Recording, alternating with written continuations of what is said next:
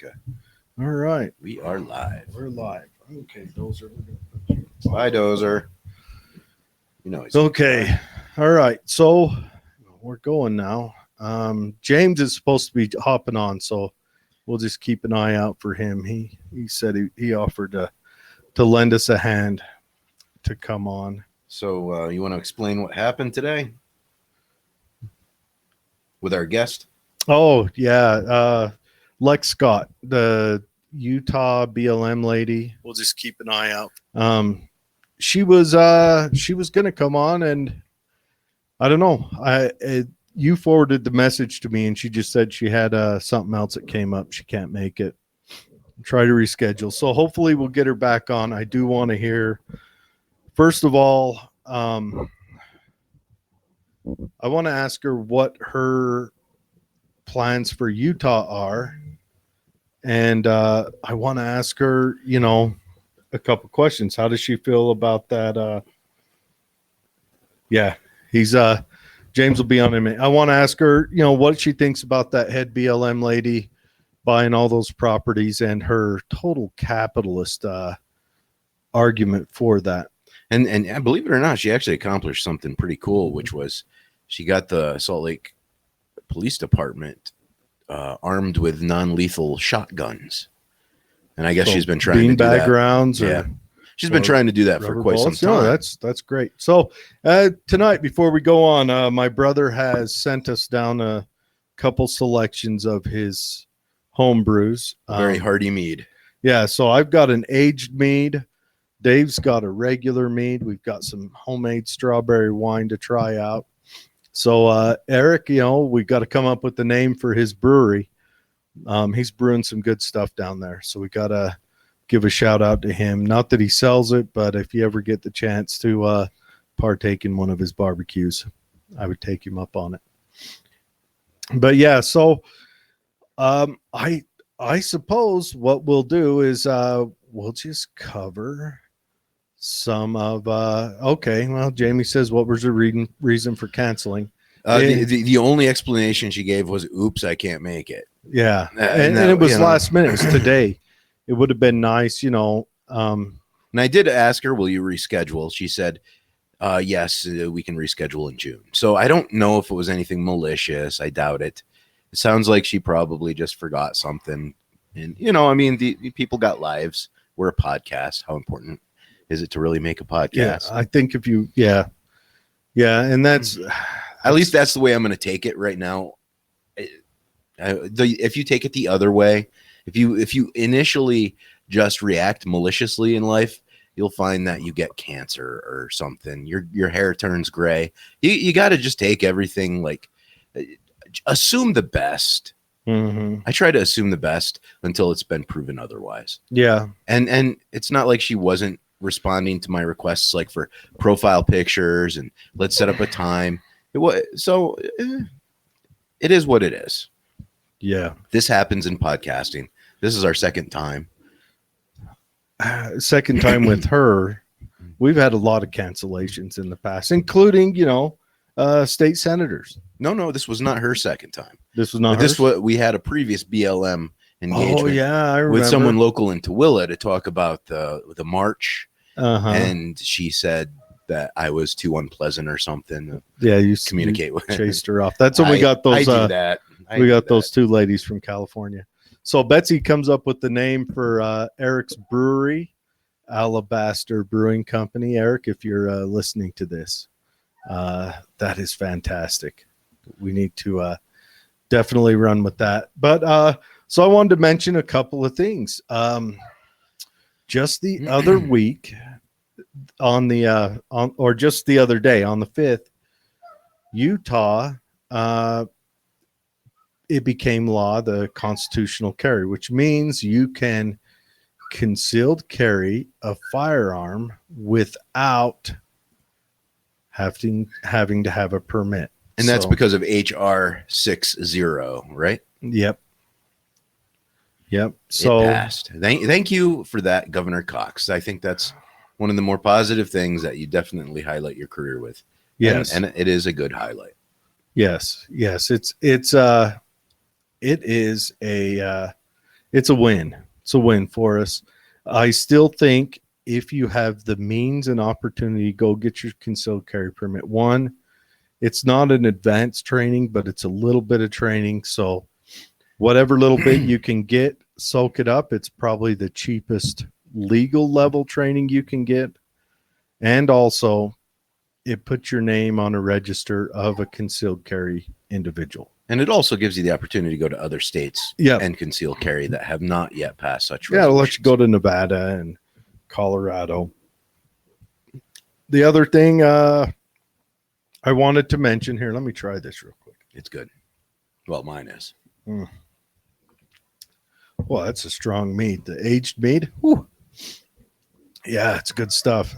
The other thing I wanted to mention,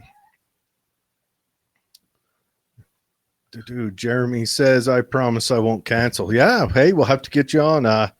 Jeremy's retired Navy. Well, come on, tell us your stories about the Navy. We love that stuff. Trump had in the works to leave Afghanistan on the 1st of this month, which was, promise made, and he caught hell every time he planned on leaving Afghanistan. He caught hell from, the Atlantic, the Pentagon, all the traditional GOP, probably. GOP, the Democrats, all the warmongers, all of that. He caught hell from them. Well, Biden gets in, cancels that. Now Biden wants to leave on September 11th. And the Taliban is talking about escalating their operations against the United States forces. Which concerns me about that is September 11th will come and we'll end up staying because there's an escalation in Taliban operations. And the current plan is that U.S. military personnel will leave, but the private military forces will end up staying behind there, which we still have to pay for. There's lots of arguments against Afghanistan, whether your argument is solely on we don't think we should be trying to pervade democracy around the world or whatever, which I completely agree with. I think that you can't deliver democracy with by the barrel of a gun. It just doesn't work. When we had Brad in, he talked about the nations that we successfully rebuilt after war, Japan, Germany, we kind of done because they already had a stable justice system in that had maybe not laws that reflected ours, but had laws that worked. But you can't also project democracy by allowing strong men to maintain control, Jared. I mean, if you got someone in your house and they're holding you hostage, you're going to have someone on the outside with guns to come pry them out.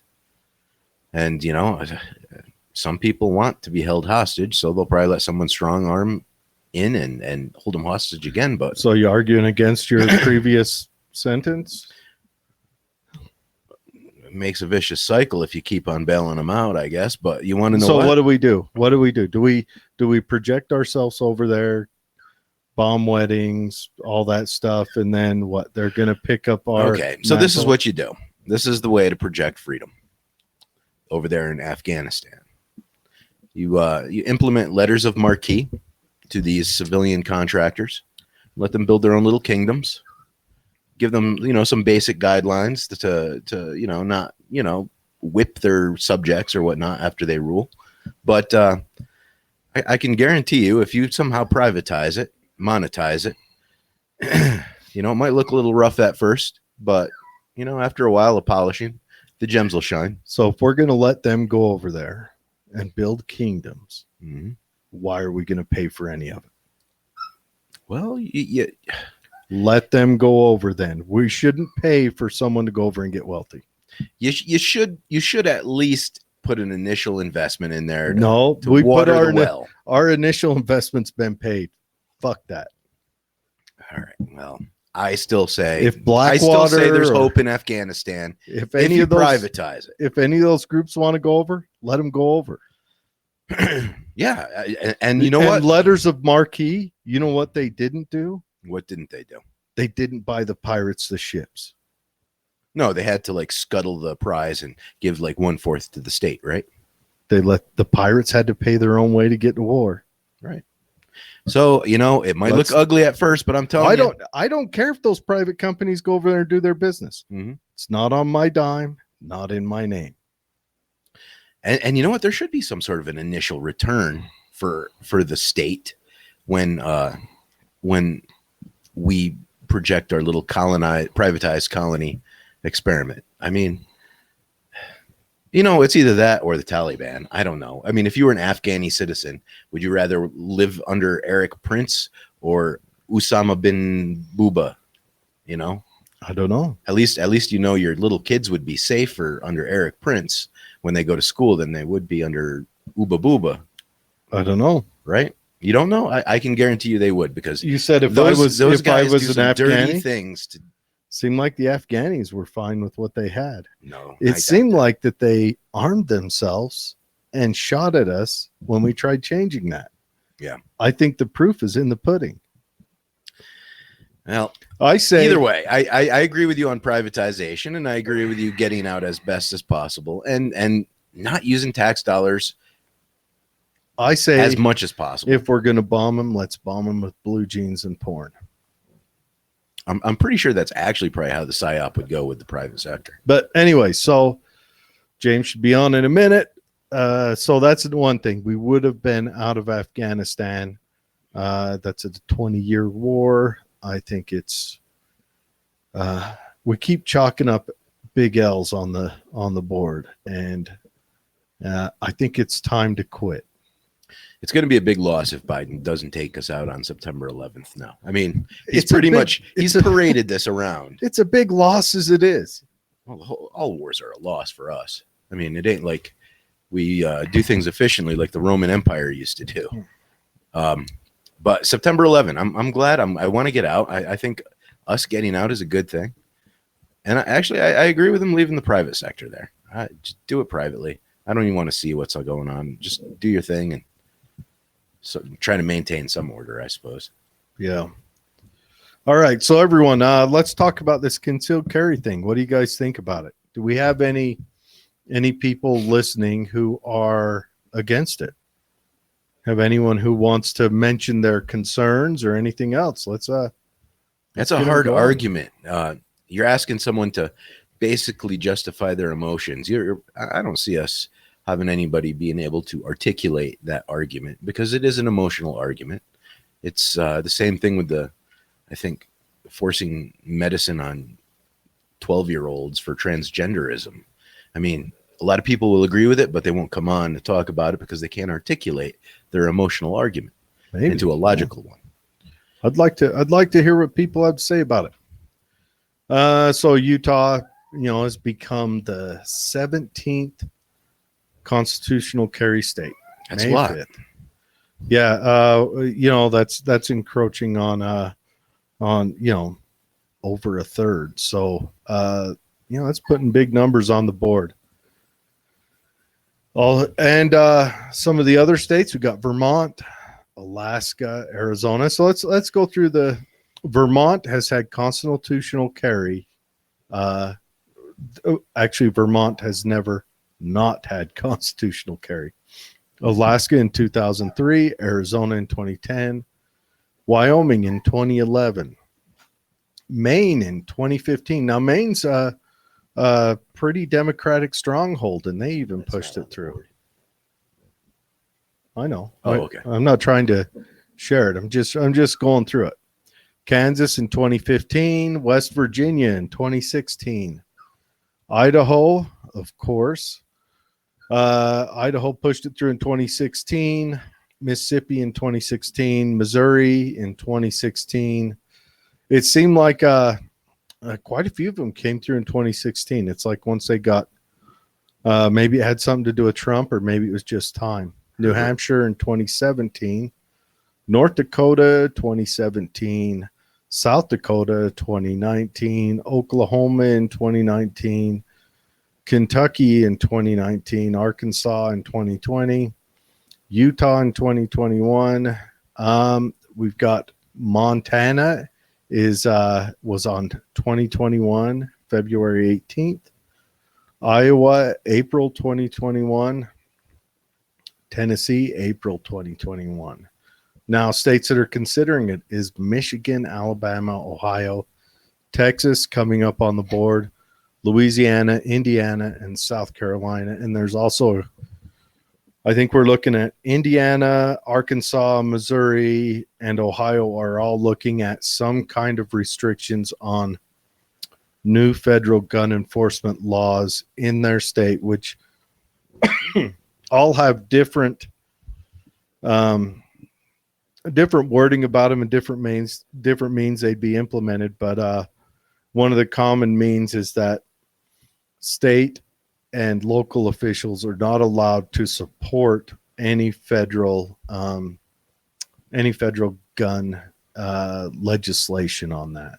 I'm surprised Texas is on that list for considering. I would have, if I was a betting man, that would have been one of the states I bet already implemented. Now, Texas, a lot of people are probably wondering why Texas is so slow to get these laws up. I think Texas, their legislature, I'm shooting off the hip, only meets once a year for a month, and then that's it.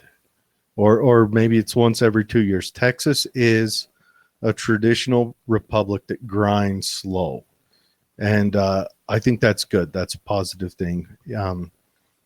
A government that doesn't feel like it needs to encroach on your life all the time and constantly meet and everything else. Jeremy says, I think it's great. Yes, the constitutional carry is great. Now, Jeremy also says, I love the argument of our deer wearing Kevlar vests. Biden came out and mentioned that the other day. He said, he keeps trying to conflate the Second Amendment to the right to hunt. And the Second Amendment is not about procurement of food. It's about the maintenance of liberty. It's the teeth of the Bill of Rights. It's what keeps the government from encroaching on either your First Amendment or the Third and Fourth and Fifth and so on, if they want to do an illegal search and seizure. But of course, our laws have had some ugly exceptions to that, going back to like the RICO Act of the 70s, and then it stretched out further into the 94 crime bill, which is a huge one. And those are things we need to get rid of. We need to get rid of civil asset forfeiture. That needs to go away.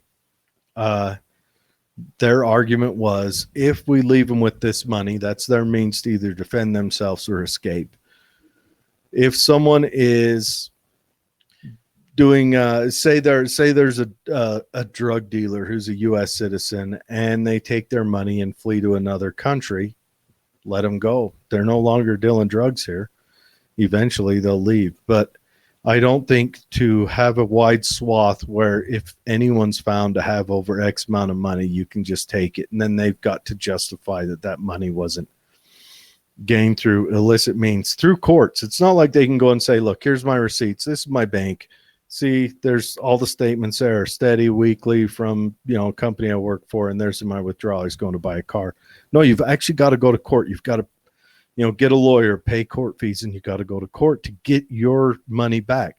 So you've got to pay more money to tell the people that my money isn't a criminal. Or they can just invest in cryptocurrency, keep it in a wallet, nice, secure, safe, out of the eyes of law enforcement, and you won't be bothering anyone with all that green ink smell. Yeah. I mean, that's where we're going to go in the future anyway. I guess might as well get something's coming up. Crypto is coming up. Chinese are already implementing a digital federal, communist government cryptocurrency. And I suppose it's rolling out efficiently right now, according to everything I've been reading about it. So And then we've got to do away with the, some of the laws that defend law enforcement when they, commit acts that are criminal. The scary thing is when a prosecutor knowingly hides or does something. Have you been following much on that juror in the Chauvin trial? The one that was at or wearing BLM attire? Yeah, he's either he lied on his questionnaire he filled out to be a juror. Mm-hmm. So on the questionnaire, did they specifically say, Uh, have you ever attended or participated yes. with Do BLM? you support BLM? Are Uh-huh. you, how do you feel about the Chauvin trial? Do you support, Okay.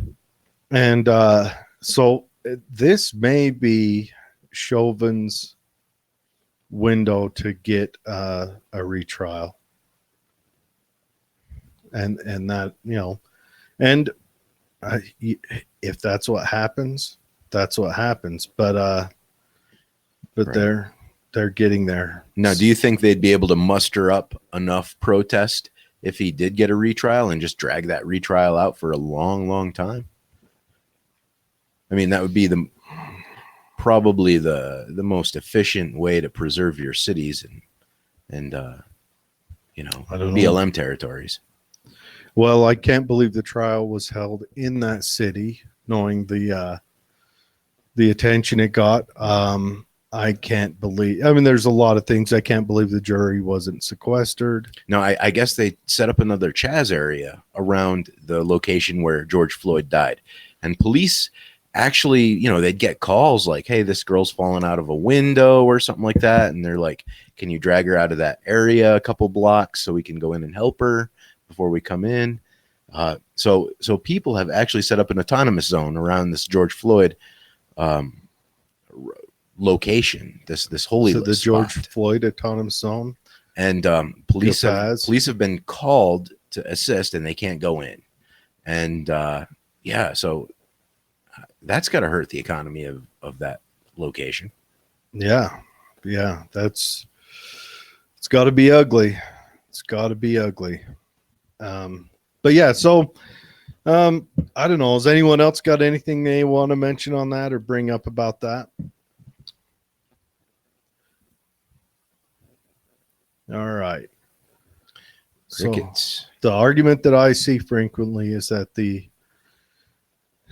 that it entices violence by allowing those who couldn't get a concealed carry to be able to carry openly and then more likely use it. Well, what it does is that is an argument that some people make, that it walk me through this argument one more time, Jared. That it makes it so that people who couldn't get a concealed carry before would be able to conceal carry, and therefore like say a criminal who couldn't conceal carry legally before would then be able to conceal carry. The argument against that is criminals are already doing that.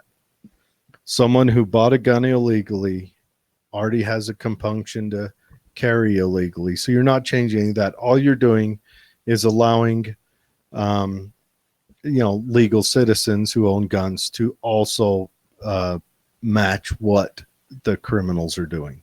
And also, like, when you discuss the implementation of legislation like this, you can make that argument, but do we really want to punish the many because of a few? And it's the same for our justice process, or at least that's the way it's supposed to be set up, is, okay, yeah, we're going to let a lot of criminals through the system because they managed to navigate or get a good lawyer.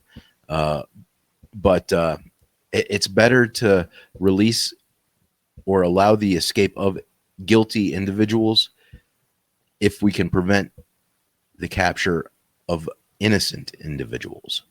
So here we are, we have the innocent population, and according to this kind of a theory, what we would be suggesting is implementing a legislation that punishes the many because of the few. And yeah, that's definitely an angle we all want to look at when we implement legislation. Are we punishing the many because of the few?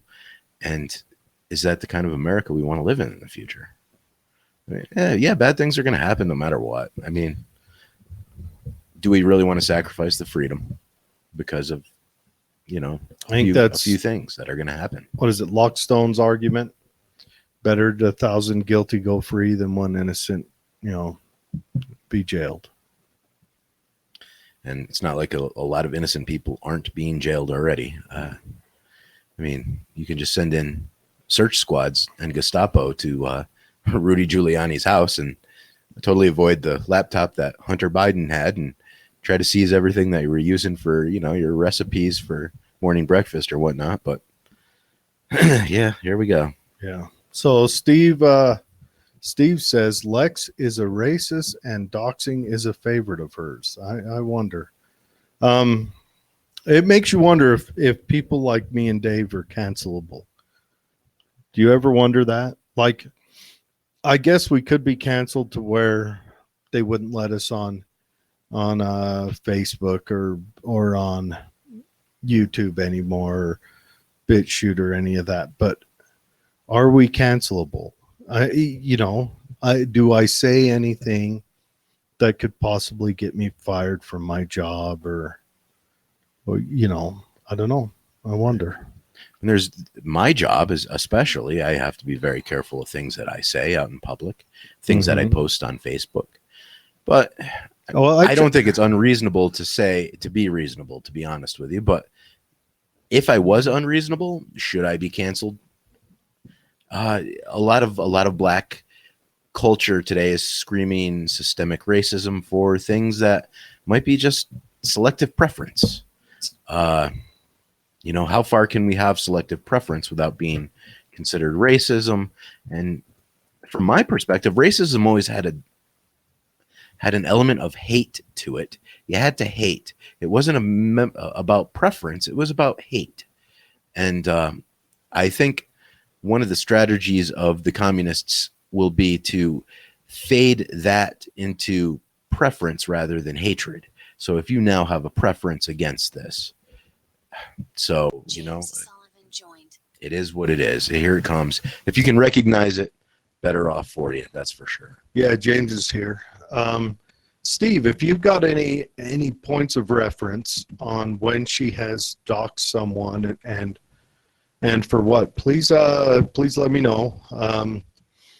If she does come back on next month, I would definitely like to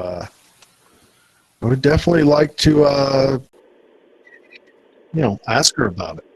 And just so everyone knows, the amount of exposure that me and Lex had to set this arrangement up, she has been nothing but cordial and polite. She's called me once. She's texted me a couple times. We've emailed back and forth. There's never been any suggestive hatred towards me just because I'm less melatonin inflicted. So, yeah, and we, and I don't think either of us have done anything that could get us canceled, have we? Yet, I mean, that seems to be going forward in a progressive manner. So I think they've run through the gambit. Now all you see is them canceling themselves. All right, James, hop back off. Wonder what happened there. Maybe he'll message us. But that's a big question. But if there is an instance of her canceling someone, please, by all means, let us know. Let us know what she has done, who she has canceled. We'd like to ask them their thoughts on it. So the other thing, up in Idaho, we're reading this one off about USA Today. So there's a construction company that is in hot water with the progressives and anti-gunners because they say if you get a roof done by us, you get a free AR-15. That's gotta have some good profit margin. Well, AR-15s aren't super expensive. All right, there you are. How's it going, James? It's going good. I am so sorry about that. I had a call with Lexit, and it went over a little bit too much. I'm trying to pull over now. You're okay. We've had quite a bit to chat about. You know, Okay. there's been a lot of movement going on in the country. Yeah, we were just talking about an Idaho company. Passing out free AR-15s. Yeah, it's for Wiggins roof. Construction in Powell, Idaho. If you get a roof done by then, you get a complimentary AR-15 and a thank you card. Well, I mean, it definitely sways my opinion when I choose a company to do a roof. Oh yeah, yeah. I know where I'd go to get mine done with. Definitely. So what's on your mind, James? Yeah. What's on your mind? What we were going to have Lex Scott on tonight, and I'm not familiar with her. So she had to cancel last minute. So we may as well chat about our show last week first of all, and what'd you think about that? What are your do you have any comments? Yeah, John seems to go on like almost every conservative show or right-leaning show. So you guys were really nice to him. A lot of the other guys roasted him, so Well, without him knowing, which was the great part. He didn't know he was being roasted, but you guys were really nice. I'm a nice guy. I like to think I'm a gentleman. I think I have some. He sounded like a damn, a libertarian or maybe even a liberty Republican. Or he's going through an evolutionary process at the age of what, 26? I mean, let's face it, 26. It could be. It seemed like he didn't really carry a view of his own that he wanted to put out there on the show. And when I went through and watched his videos prior to the show, he sounded like he was more on the side of a socialist or a Marxist, maybe a social democrat.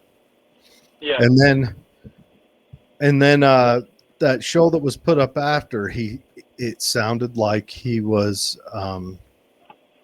kind of rabble rousing, getting the crowd into a fury. But on the show, he was very cordial and very agreeable with everything. So I'm kind of confused about all of that.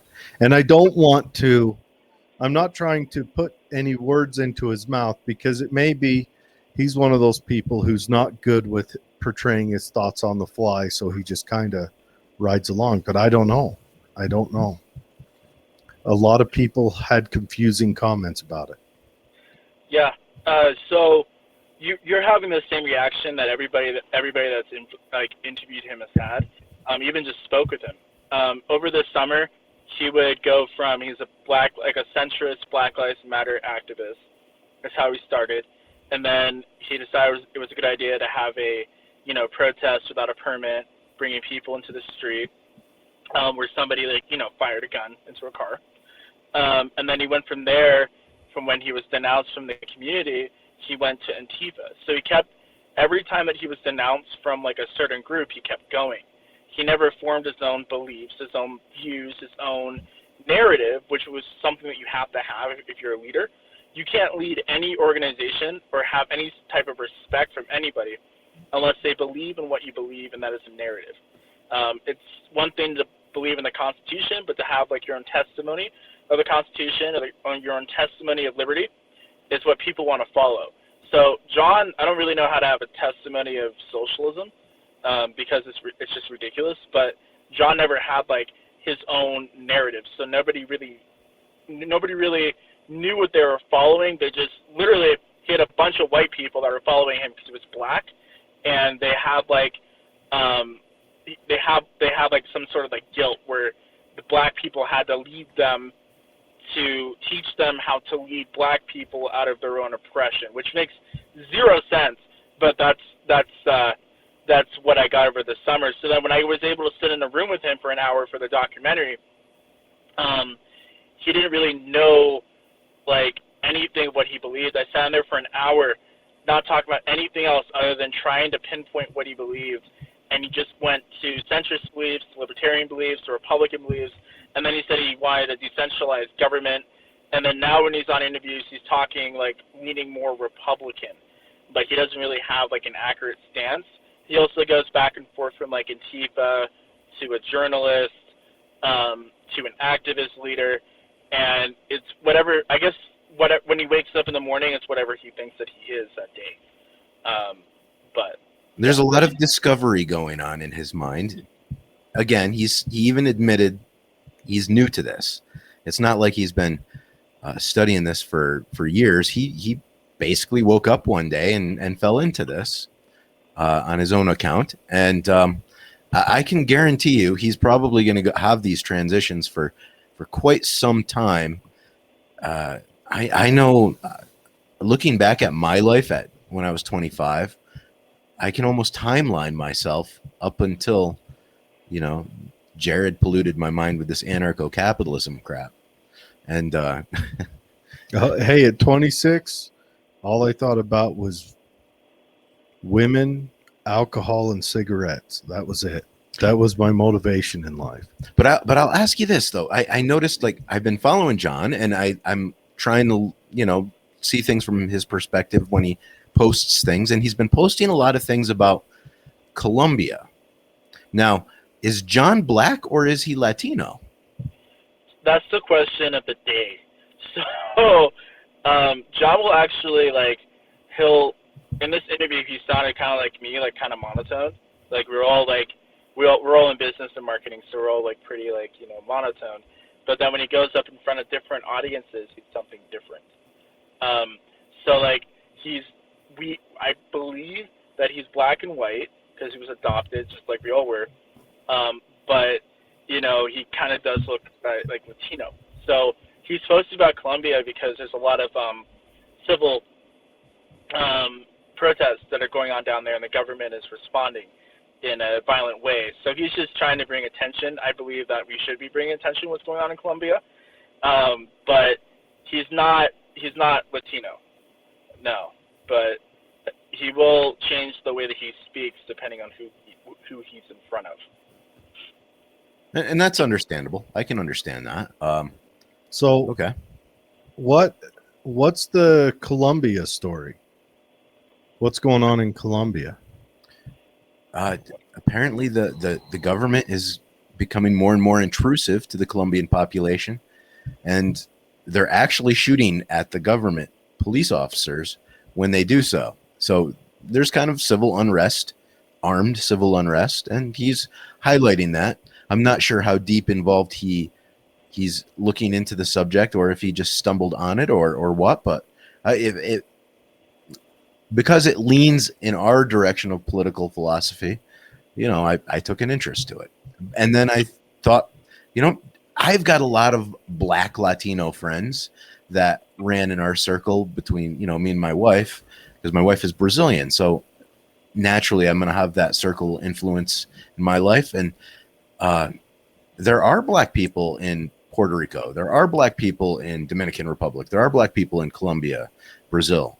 So I was just wondering if that was kind of like where his heritage is. He trying to rediscover his heritage, or whatnot. So yeah, it was just an interesting observation, and tops off to him for highlighting something like that, because that's also going on in Nicaragua right now, and a lot of those countries over there in South America. It's not something they're talking about either on the news. I'm way out of the loop on Colombia. I wonder what's going on. I think that was it the Guatemalan president came out a month ago and said he was asked about was it Guatemala or maybe Honduras? Anyways, he was asked about all of the people fleeing his country and coming to the United States and the influx of that.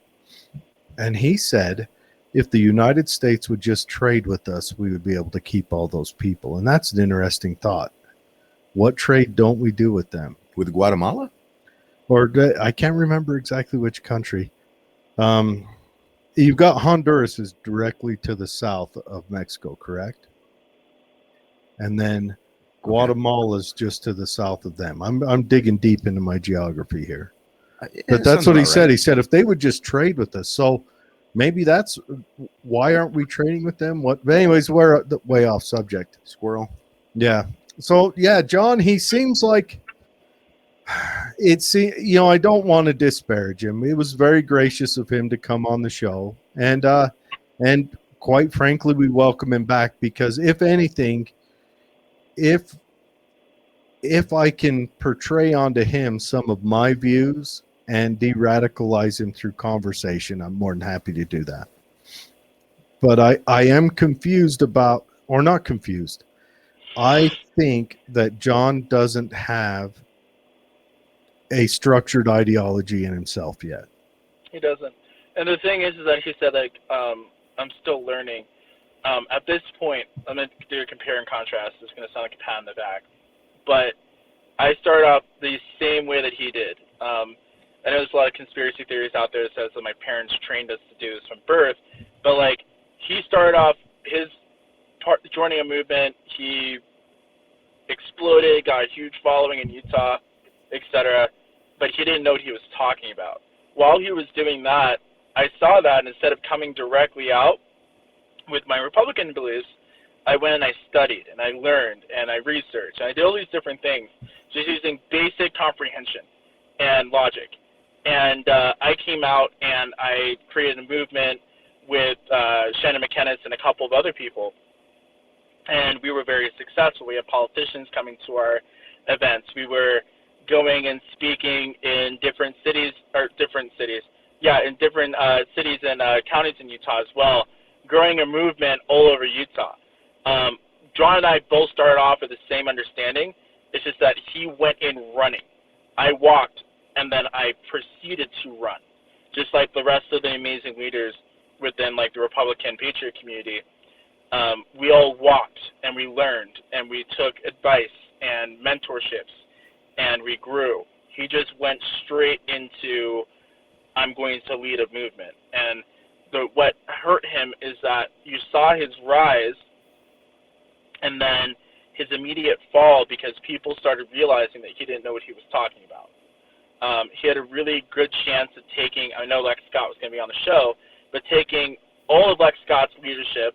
They're mostly white, but they're all within his age group. They were following him in the droves, but because they realized that he didn't actually have, like, a plan forward, they left him and migrated back to Lex. And that's a big reason why Lex Scott and John didn't get along. And she is literally threatened by anybody in her own side.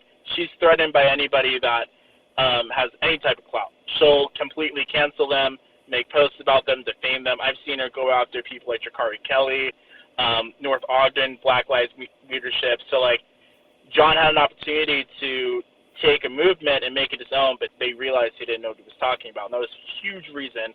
And then, him cooperating with police after his arrest for the Provo riot/protest. A lot of things led into it. But, if I had advice to him, I actually gave it to him in the interview for the documentaries. I just told him just to, like, fade off the face of the earth and go pick up a book or read an article that he didn't, like, write. Like, if you read most of the stuff that he puts out on Insurgents News or whatever, a lot of it is, like, you can fact check it, you can logic check it and be like, this doesn't make sense. But, again, he's just running into something without actually knowing the background of what he actually believes. He knows the pop culture version of what he believes and nothing else. Right. And most of that sphere of influence is emotional based, not logical based. Okay, so and he is financially tapping that sphere of influence, and I mean, you can't really provide that sphere of influence logic. They want emotion. That's the product that they want. I wish we could provide them logic because I think it would save a lot of lives and it would prevent a lot of cities from burning. But the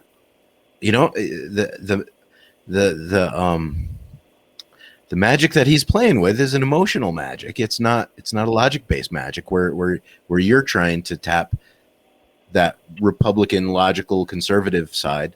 He's trying to muster up on the side of the left. I think they're a lot more forgiving as long as you stay in the illusion of the emotional logic, the emotional story for the left. I mean, you don't even have to be right. You just have to have that emotional base. And whereas a conservative, like you're saying, you have to know what you're talking about. You have to be able to give them facts. You have to back up your story. You got to be able to point out on the timeline when things happen. You're going into the other side of the market, and you're definitely going to have to be armed a little tighter. Whereas he's going to have to be armed emotionally and The thing being is able to that charge that. there's a difference between logic and knowing. Like, for instance, if you were to ask him about basic Black history, that everybody knows, like literally the Harlem Renaissance, the period of excellence in the Black community, the Black Wall Streets, etc. He doesn't know any of that. He also doesn't know a lot of the facts and the history behind racism. So when people would ask him like critical questions from his side, he wouldn't know the basic stuff of what he was advocating for, other than like say his name, George Floyd. Because behind the rallies and the protests that Black Lives Matter has, they have informational meetings. They have actual like speaking engagements and stuff like that. And when he was at his first one, he failed drastically. So the thing is that he has to at some point, I don't believe that he should have a following whatsoever with the stuff that he does and the stuff that he says. I'm not trying to sit here and uplift socialism or his view of government or anything. I believe that people like him in our society, like if you're talking about social policies, sure, go all day. But he's talking about the decentralizing of our government, the defunding of our police departments. He's told you guys on his show that he wasn't for that and respects police. I saw him cuss out an officer in D.C. Like there's stuff that he'll say to you guys and people like you, like conservative influencers and news reporters, and then when he's in the streets, he's a completely different person. I don't know if you watch PT News Network with Steven. I don't know his last name, but Steven, he met John. John was completely polite to him, so cordial, so nice, and then he went on a live and he like talked complete crap about Steven, and then Steve went and blew him up on PT News Network and dismantled him in like 50 different ways.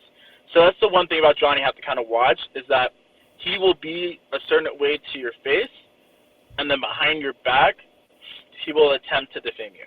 So that's kind of how we started. He was a certain way to my face as a brother, but then he went and said that I had severe mental retardation and that Casey Robertson and the Patriots had kidnapped me and I was being held hostage. I had people calling the police, to do wellness checks on me, and they came and they knocked on my door to make sure that I wasn't kidnapped by Casey Robertson. So like, there's things like that I see John having a little bit of like a mental, like just being a little bit mentally unstable, kind of like Lex Scott. And I really just believe that like if he wants to reform himself and be something more than what he is, which is just like an alarmist, he has to draw back and he has to learn. He has to read. He has to listen and find whatever mentors the left or I don't know, wherever he is on the aisle has to provide before he goes out and continues to lead. Do you think he just gets caught up in the moment and in the rush? Of course, I think everybody gets caught up in the moment. Well, yeah, but I mean, yeah. I tend to walk into stuff and I like to, sniff the air before I get caught up in it. But do you think he just gets caught up and kind of exacerbates it a little bit and then, I don't know, figures it out after or comes up with his I don't know. I know exactly what you're saying. I want to. So he was a Olympic level speed skater. Mm-hmm. He trained for several years on form, strength, conditioning, and when he got caught up in the moment, his body went autopilot. He was able to do it without thinking because he had the muscle memory. So the same thing with activism or leadership in activism. You have to do the work first before you put your body in autopilot. Because if I was a speed skater and I didn't do any of the work and I'm just like, okay, I'm at the starting line of the meet, it's going to go, and I'm just going to do whatever my body tells me to. I'm going to fall on my face. And that's exactly what he did over and over and over and over again, because he did not put in the same work that he put in the speed skating into activism. And I like what Jared said, is that, like, he went into it completely with emotion and with the emotional climate of our country, than actually going and figuring out how he could make a change. Do you think that maybe because, I mean, here in Utah, if we're not the whitest state, I mean, we're damn close. Let's just face it. And do you think that maybe here in Utah, where young people were emotional about that, he maybe got pushed to the top before he was ready to be pushed to the top? He got pushed out in front before he was ready, when he would have fared much better had he, came on and been able to listen, but maybe he just got pushed forward just because of the color of his skin. But what's the definition of success in this career field? Well, hey, if there's a definition, he scored it because he made money on it. So yeah, never mind. So he made money on his reporting persona, his reporter persona. Like the side of John that is a reporter without any credentials or anything legitimate. But that side he succeeded. But with this, no. Like it's the same thing for me. I'm a black Republican in the state of Utah. We're a rare breed. Like, you have Carice Thompson, you have the Roderick Threets when he moved to Florida. You're a black Republican is rare. Republican in Utah, like, you have Burgess. Yeah, go ahead. Since 43, black Republicans have been rare. And that's a story I'd like to dig into one day as well. Why the Republican Party, there wasn't a black man in the Democrat Party up until the 40s. Not one. They were all Republican. Can't blame them. Yeah, so, like, for me, it was the same thing. Like, I was pushed up pretty fast. But before I put myself into that, before I contacted UCA, before I did anything, I did the work. And I read up on, like, how did we get here as a country? Why are we fighting each other over race? Why are we lifting up black criminals? Why are all our role models in the black community either entertainer, an athlete, or a gangbanger? I was looking up all the policies and legislation that brought the black community to this point where a political party could take the black community and weaponize them to destroy the country and control narratives or break down narratives like any Republican or right-leaning narrative or American narrative. They've broken down with black people racism. If you don't believe this, you're racist. If you have one thing that you say, like if you say the word nigga, you're racist, you're canceled, you're gone.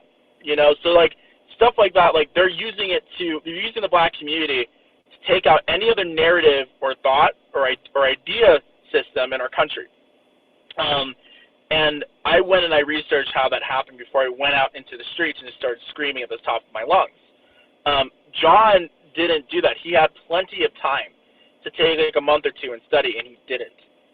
He went for it and reached over Lex Scott, Black Lives Matter, made his own movement, pulled people away from Black Lives Matter. Was at an amazing start, but he did not know what he was advocating for. I had the opportunity, if you go on Civilized Awakening, you scroll all the way to the bottom, you can like watch like 8 or 9 of his speeches that he gave that I went to record. And every single time it was different. Same points, different narratives, illogical things. He just didn't know what he was really saying. And when he started stumbling up, he would scream, say their name, because he didn't know how to go forward. Where people of his own congregation would ask him questions, he wouldn't be able to answer. But to answer your questions about what success in activism is, there's a lot of different definitions. But for me, success in activism is changing the heart and mind of one person, and to lead other peoples into leadership. Over my time, I took my time to raise up other leaders, and to pinpoint certain like attributes in people, to put them in leaderships, and they've gone on to lead different political activist groups across Utah for the right. And since then, I've been defamed because of people thinking I'm working with John and stuff like that. But that is a success for me, is when you're able to use your influence to create other leaders to broaden the narrative that you're pushing. John went in there to make money for himself, to uplift himself. He made a merch page. The day after he started his organization, he was illegally selling like Black Lives Matter merch, which everybody does. But he made a merch page before he actually became an activist. So he was going in it to make extra money. I don't really think that he was going into it at any point to make change, even if he thought he was. James, what do you mean by illegally selling Black Lives Matters merchandise? So a lot of people do it. They'll be on the street corners. They'll put it in their stores.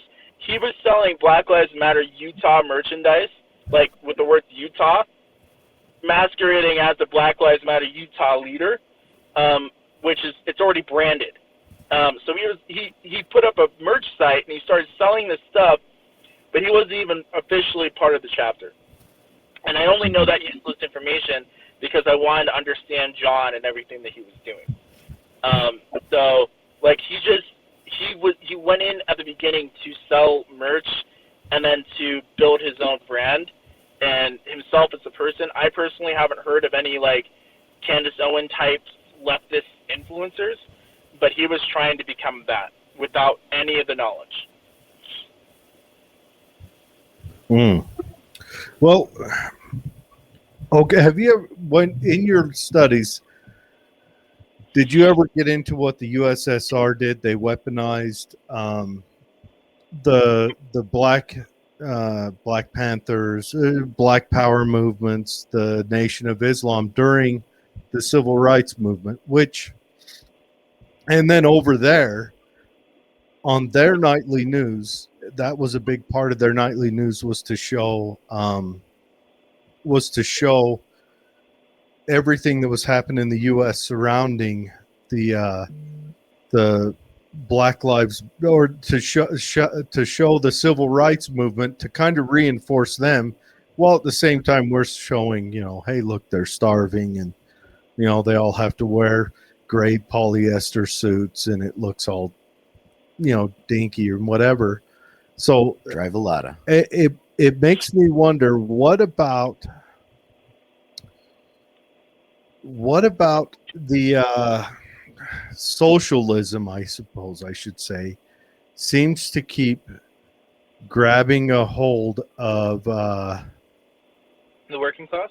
not the working class, the inner city communities, because honestly, the biggest supporters right now of the Republicans or of the right wing is the working class, and most of your libertarians come out of that lower middle end of the working class. But what is it about the inner cities, the inner city poor? I mean, I understand why the rich tend to grab a hold of socialism, because most of them went to college, and our colleges are breaking the minds of our youth. But what about those inner cities? Do you think socialism grabs a hold of them and holds on to them and makes them think that, especially the young, and makes them think that if we dive into all this, everyone will be happy and prosperous? What is it, do you think, that causes that?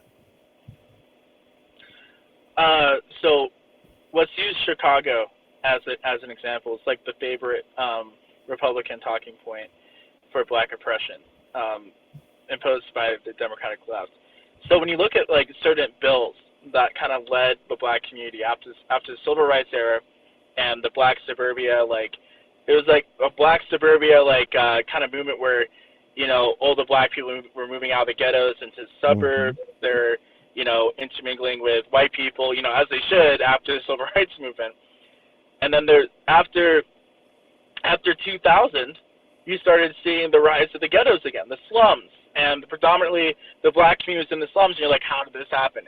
And we talked about redlining, mm-hmm. raising property taxes to a level that they cannot afford. Their equity is less than their property tax. Well, there was worse than that. Yeah, I'm going to keep going. Yeah, so the destruction of the African American family on the East Coast happened in the 1994 crime bill, and it didn't happen immediately. Like most bills, it happens over a period of time. So Black fathers predominantly in these inner cities were going to prison for minor possessions of weed, but that wasn't the problem. They couldn't afford bail. So we have a lot of these black fathers that may or may not have been guilty of their charges that are sitting in jail for 6 to 7 to 8 months, sometimes to a year, without a trial because of the rate of circulation of them going into these prison systems. Mm-hmm. So what happens during that time is that, you know, you have infidelity in relationships. The mother moves on. The mother struggles, has to move on, has to find another provider for the family. It breaks apart the African-American family, and over time, the African-American father was taken out of the home. And then you saw the deteriorization of the black community started happening at that point because there was no enforcement for these kids to stay in school. Yeah, it makes a man desert. So let's say you've got a population of 50 people, 26 women, 24 men. You extract only 10% of those men. Let's even go really conservative. You extract 3% of those men. So you're only taking, on average, 4 men out of that pool. You've still got 26 women and 20 men. The women start competing over the men. The men are then not held to a standard where they've got to compete for the women. The women are competing for them. So the men, where a woman would expect a man to be this, I'm looking for a man to meet the qualifications I want to father my children and to partner with me. The men no longer have to meet those standards because the women are in a desert. And so the men start their quality, or I shouldn't say their quality, I should say their actions kind of lower, and the women will still allow them in because there's a desert of men. They're competing for that man. Expectations are lowered. Yeah. And well, there's all that. And then you've got the government came around and said, hey, if you kick the man out of the house, we'll give you more money. So eventually men are voluntarily kicked out of the house by the women. It was a horrible situation, and all of it was caused by government. Lex Scott would have called that immediately racist Republican narrative, even though it's fact. You can call it racist Republican narrative. I mean, I don't care how you spell fact. It's a fact. It's what happened. It is a fact. It is what happened. And the other thing that happened, support the war on drugs. So, I mean, that also plays right into the same category. Sure. And hey, I'm not a Republican, so whatever. I just sit here and look at facts. Facts is redlining. You were saying it. It was so bad where realtors would not even they would, when they printed out lists or showed houses, they just left the blacks out of certain communities of houses they would show. Even if the house was in their price range and was a good fit for them, they would leave them out. You mean they would not bring them to those communities to sell them? Yeah, they wouldn't even show them those houses. I mean, and redlining happened. It's a fact. You can't argue against it. And it happened up until, I want to say, the early 90s. There were still some going on. It's still happening. It's still happening now, but under a different name. How do they do it now? They say that you're outbidded. They'll stall something to the point where they'll have, like, for instance, I'll go and apply for a house in Chicago, right? Mm-hmm. And I'll be qualified. I'll put 10% down.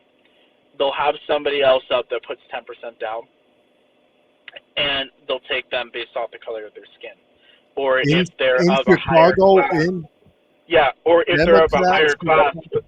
But the thing is that unlike Utah, where we have laws that literally prevent that, we can appeal and say, like, okay, I want to see this, I want to see their offer and stuff like that. In Chicago, there's nothing like that.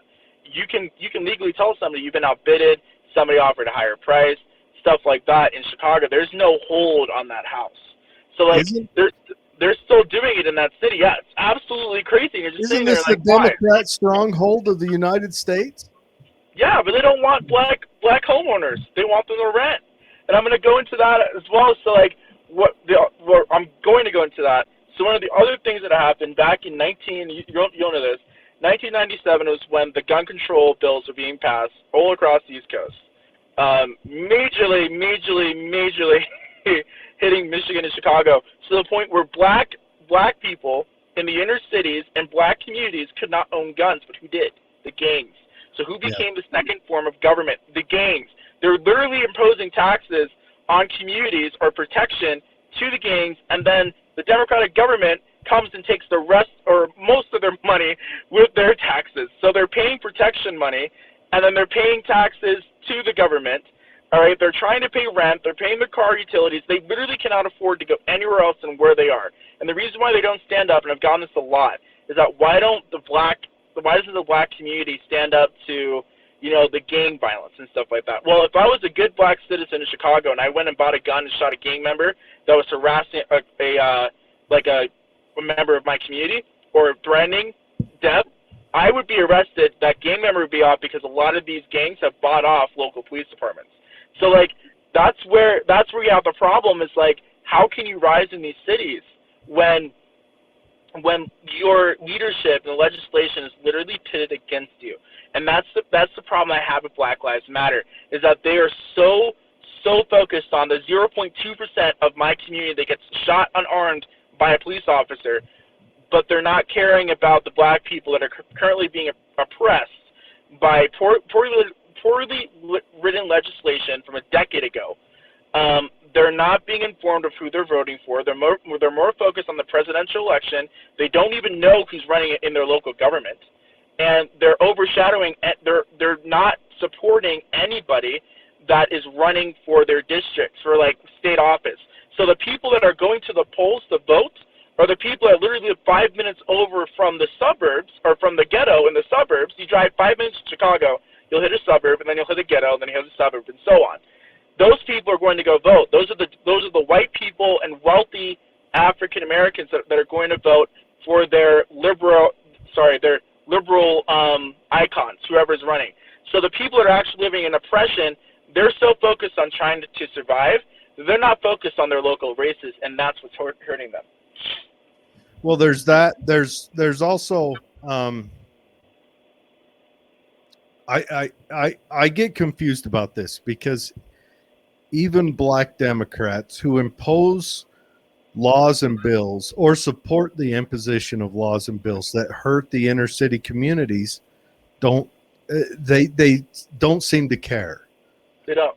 And then Black Lives Matter takes that money, they funnel it into Act Blue, and then it goes directly to the Democrat Party, and none of it gets back to those communities. Where if it got back to those communities, and let's say the African American community in pick a city, pick wherever, said, we're going to find someone, we're going to run them, and we're going to run them simply on bringing economic growth to our what do they call them in Chicago? Their local community rec center? No, they're people. It starts with a P, I think. They're people that's kind of on the city council, kind of Principality. The proctors. I can't remember what they call it. Anyways, but they run one of them that says, I'm going to go in there and I'm just going to fight for just these 8 city blocks or whatever to bring economic value in, whether that's I restrict legislation coming in, or I free up some economic growth, or I make opportunities, or I make a connection with someone, lobby for a company to come in, maybe a Nike to come in and build shoelaces here in the community, whatever, just provide some economic growth there. But instead they seem to just shoot for people who just want to say the Democrat Party's very good at gaining and maintaining power. They're not good at doing anything else. And they put forward bills that have this flowery sound, but it has no objective return that is profitable or helpful to anyone. Never. I mean, the last time the Democrat Party had a good bill, I can't think of one. I mean, you got the 94 crime bill was a Democrat bill. The 94 crime bill that stripped the inner cities of their men and of their rights and of their value, that was a Democrat bill. And then the Democrats come out and say, no, the Republicans did all that. Well, bullshit. That was a fucking Democrat bill, and we need to do away with that one. We need to legalize all drugs and let it come out in the wash. We can prosecute crimes, let people do what they're going to do. Let's provide them medical aid to get them off of that. Let's stop trying to do it through prison. Yeah. So yeah, that's all true. But one of the biggest things that are affecting that, the reason why the Democratic Party has so much control over the black community, is because the majority of the black community, well, now they're slowly trickling back to being on government aid or assistance. So when a Republican like Trump goes into office and says, I'm going to take away your food stamps, I'm going to put you back to work, they freak out and they back their party, because their party promises them aid, which is another form of, if you keep working for us, you'll get off the plantation. But it just keeps going farther and farther and farther and farther. And there's what Black Lives Matter has been able to do. This is something that I've really studied. I've listened to a couple of psychologists actually break it down. Is they have been able to convince an entire ethnicity of people that they are victims, to the point that they put themselves into a self-oppression. They do not. They are viewing themselves as a separate entity from the United States. Where if I say I am a Black American, they said, no, you're a member of the Black community. I have had people say, white people, my white friends, to Black Lives Matter, like, I like James, but he's an American just like me. They said, no, James is Black. He doesn't have everything that you have. I'm like, I'm pretty sure all of the rights that you have, I have protected under the same Constitution that we both are under. So the thing is that we have to be able to start breaking down that narrative. It's already happening all across the country. I don't know if you knew this, but with Trump's presidency, we had 426,000 plus young African Americans between the ages of 18 and 26 that registered to vote Republican for Donald J. Trump. I know, it's crazy, right? Out of that 426,000, 42,000 of those people joined the movement called Flexit. Almost 42,000 exactly across the country joined Candace Owens' movement called Flexit, which she started back in 2018. And what was that classic out of Baltimore? Kimberly? Yeah, I like her message. I'm not a Republican. I am. We'll call me a libertarian for lack of a better word. But I love to see someone sit down and take a critical look at what's going on and say, this is not working. And she still lost. Let's see what this does. That's the thing. Oh, we lost your sound. Sorry, I had somebody try and call me. Give me a second. To their face, she showed them their community. She spouted facts, but they didn't want to listen because they knew if they went under her, they were going to have to work a little bit harder, and not everything would be provided for them. They are afraid to step out from their comfortable, being comfortable, knowing their world, and their world is that they're victims, they're oppressed, and they have to fight, when literally they just have to unify with the rest of America. But I do, and I have said this before, is that as a Black man in Utah, it is a lot easier for me if I wanted to go on, get addicted to meth, and go and, lose my job, get kicked out of my house or whatever. It would be a lot easier for me in Utah, the programs we have here, to bounce back and go back to where I was and be completely reformed. If I were to do that in New York, Manhattan, Brooklyn, the Bronx, Queens, the New Orleans, Chicago, New Jersey, any of those places, I would be on the streets because there's literally very minimal programs that are available. They have more shelters and homeless aid than they do reformative organizations or programs. That's another problem, is that these democratic cities, that they have a huge, huge, huge drug problem and no solutions, and they do that on purpose. There's a proven system that works, and it's in the great state of Utah. I don't know if you knew this, but we are recognized as number one in reformative practices for our homeless and for our drug addicted. We have the most inclusive, effective programs to get people back in their seats out of any state in the country. They know it can be done. They just don't want to do it. So their whole thing is to keep their population oppressed and then slowly start feeding in a new system of government that will help them, and that is socialism. So to encourage an entire race of people that their current system has failed them, it is a lot easier to encourage these people, and we've seen Black Lives Matter saying that capitalism has failed you, the republic has failed you, we need to replace it with something better, and that is socialism, because everybody is equal, and right now you feel as if you're not. So that is kind of the reason why in history it keeps repeating itself, is that the minority or the oppressed are the ones that are leading the socialism charge, and then after they succeeded, they're also the first people to get genocided or cast aside like they were nothing. Well, that's what I wanted to ask her tonight. I wanted to say, I'm not getting sound. oh, you're not hearing me? Can you hear me?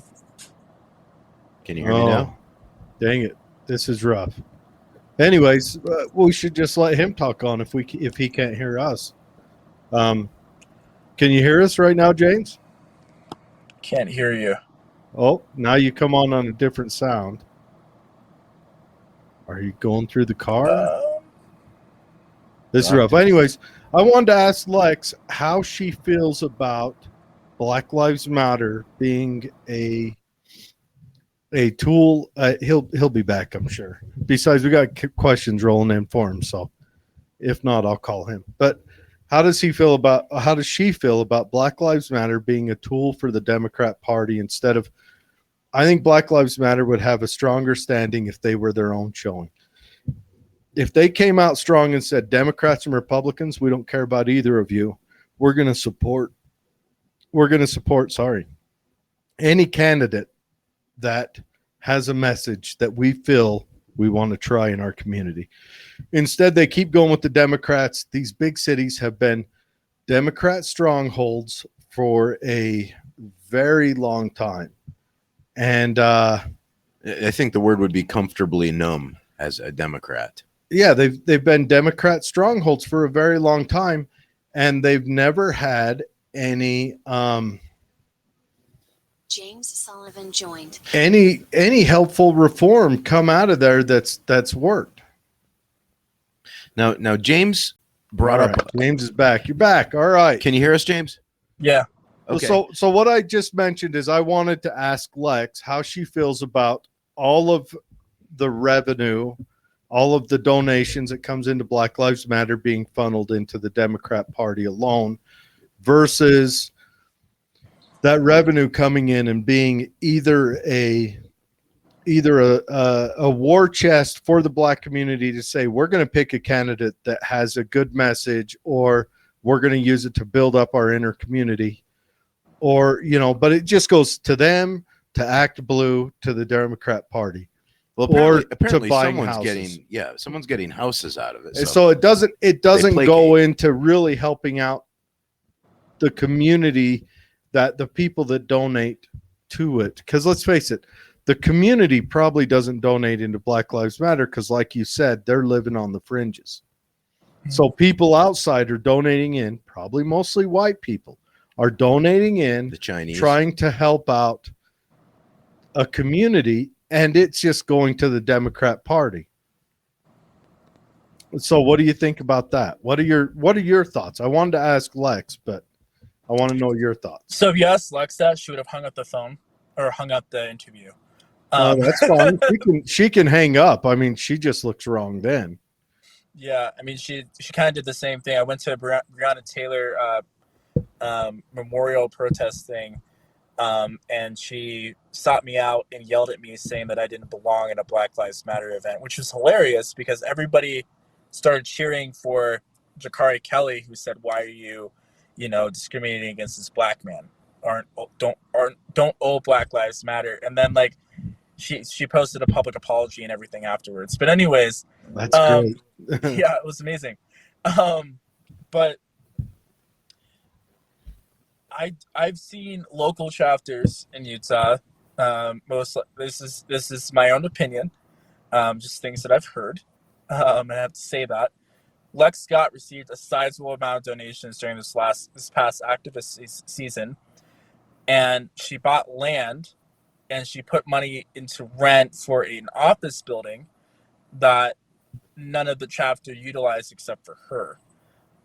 So like we didn't really see any big events coming from them that she was funding. A lot of it was self-funded.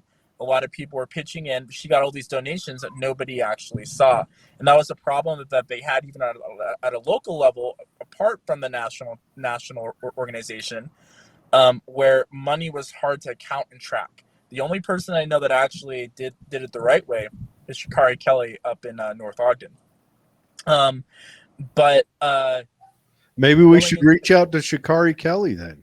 you should reach out. You should reach out to Jakari. She would. Will you take care send of me? you. Will you send me the contact info? Yeah, I have would- all of her contact info. I'll send it over to you. Yeah, shoot it over. I really would like to talk to someone. I am not against the Black Lives Matter movement. I'm not against any movement who focuses on any time that there is an accidental shooting by police officers. Granted, I don't necessarily want the police officers hung. If they're a crooked cop, I want them hung. But if there's a mistake made, I want that to be reflected in future training. So, to answer that, to really quickly answer that before I answer your last question, Black Lives Matter has failed to get like even a majority of their leadership into citizen advisory boards. Black Republicans, and I know this for a fact, in the state of Utah, we've had 20 Black Republicans into citizen advisory boards specializing with minority cases. Okay, in Florida, I know leadership over there has gotten more than 100 in the state of Florida. Black Republicans, right-leaning black men into citizen advisory boards to address these issues. Because sometimes, and like every Republican will agree with you, there are cops that are not perfect because they're human and they make human errors. It's a tough job. The thing is that you still want to make sure that there's no bias, because racism does exist, not in a systemic way, but it does exist. That you can't stop a mother or father from teaching their child to hate somebody off the basis of their skin color, religion, or their sexual orientation. You cannot stop that. I don't care how much you want to scream in the streets, how often you want to write bills or legislation against that. It's going to happen. So the thing is that Black Lives Matter has done little to nothing to change the actual problem. Black Republicans have stepped up to the plate to actually address these issues, but not on a radical emotional level, at a logical level. Okay, we can see that 0.02% of our community has been shot unarmed by police officers. Only 0.001% were unjustified shootings. This is still something that's a hot topic for the Black community. It's separating us. Let's address it. And the easiest way you can do that is to sign up for citizen advisory boards over police or sheriff departments, and that's what the Black Republicans did. Black Lives Matter has not done that. They've gone and they've shamed Republicans. They haven't tried to educate them. With white people, they call them white allies or colonists. They don't have a say in anything. They're basically submissive to Black people, and they need to give Black people their time in the Black community, their time in the limelight, because they've been persecuted and oppressed for generations. So they're not trying to educate anybody, and Black Republicans are going up and they're saying, "Hi, my name is James Sullivan. I'm a Black Republican. Please ask me about my ethnicity or our culture." And this is the other thing. The one more thing I want to say before I let you respond is that Black Lives Matter, they get so offended by you, Jared, for not knowing or respecting African culture. Okay, I'm an African American. I know a little bit about Latino culture, but not everything. It is not my responsibility to know everything about Latino culture, their traditions, their heritage because it is not my life. It's not my heritage. But I will go and learn if it's something that interests me. But to Black Lives Matter, if you don't know that, you're racist. You have to educate yourself, and that's something that they're trying to do with critical race theory. They're Which trying to African culture? What? Africa is fucking huge. Have you ever been to Africa, James? Africa is huge. Africa's culture pans. It spreads out. It's different. It's African Many culture. tribes. African culture is huge. Which Africa? North Africa? Or are we talking South Africa, Ethiopia, Congo? Yeah, Like, which Africa? culture? You can fit the United States inside of Africa. That's how big it is. I don't think people realize You can that. fit United States inside of Africa twice. Yeah. So, that's the thing, is that they Black Lives Matter, their problem is that they're not going out to change or to educate. They're going to belittle, oppress, and dismantle without a plan to actually build up. Their solution to no police departments is social workers. Their solution to gang violence is social workers. Instead of sending a police officer out to respond to a gang incident, we're going to send Dr. Henry from an office on Main Street to go and address gangs and try to figure out what led them to that point in their life that they decided to shoot a little girl at McDonald's for no reason. That's my problem. They don't have solutions. Black Republicans are firing with solutions. We're getting stuff done. Mm-hmm. Burgess Owens is up there getting stuff done. All right. Yeah. And that's the problem. And we have reached out to Black Lives Matter several times because we know that more than half of our community is Democrat. All right. And we've tried reaching out to them. They don't want to talk to us because we're coons, race traitors, or Uncle Toms. The only time I hear a negative name coming towards a African American, which I don't like that word. You're a goddamn American. Yeah. You are exactly as American as I am. No difference. You were born here. I was born here. We're the same amount of American. That's all you are. Not even American, United States citizen, because I'm not in Canada or Mexico, which are both also American. We're just U.S. citizens on the same level. You have the exact same value, the exact same United States citizen blood as I have. But anyways, I'm getting a little buzzed right now. I want to throw out a mention. Just poured a glass of my brother's strawberry wine, nice and tart, fairly sweet.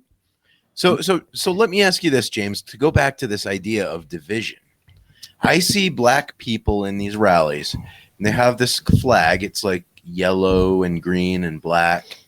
And then I also hear a rumor that people are singing a different national anthem, a black national anthem. Is this healthy for the black community? No, it's not. It's what I said before is that they're convinced that they are separate from the U.S., that the Constitution does not apply to them because it was written by racist white people, that Abraham Lincoln only freed the slaves for political gain, all this different stuff. They have critical race theory. The reason why Republicans are so against it is that it's going to put a Democrat influence American history, and it's terrifying. To politicize history of any form should terrify you. So like they're convinced that they're not part, or they're not right now, that they're not part of the US.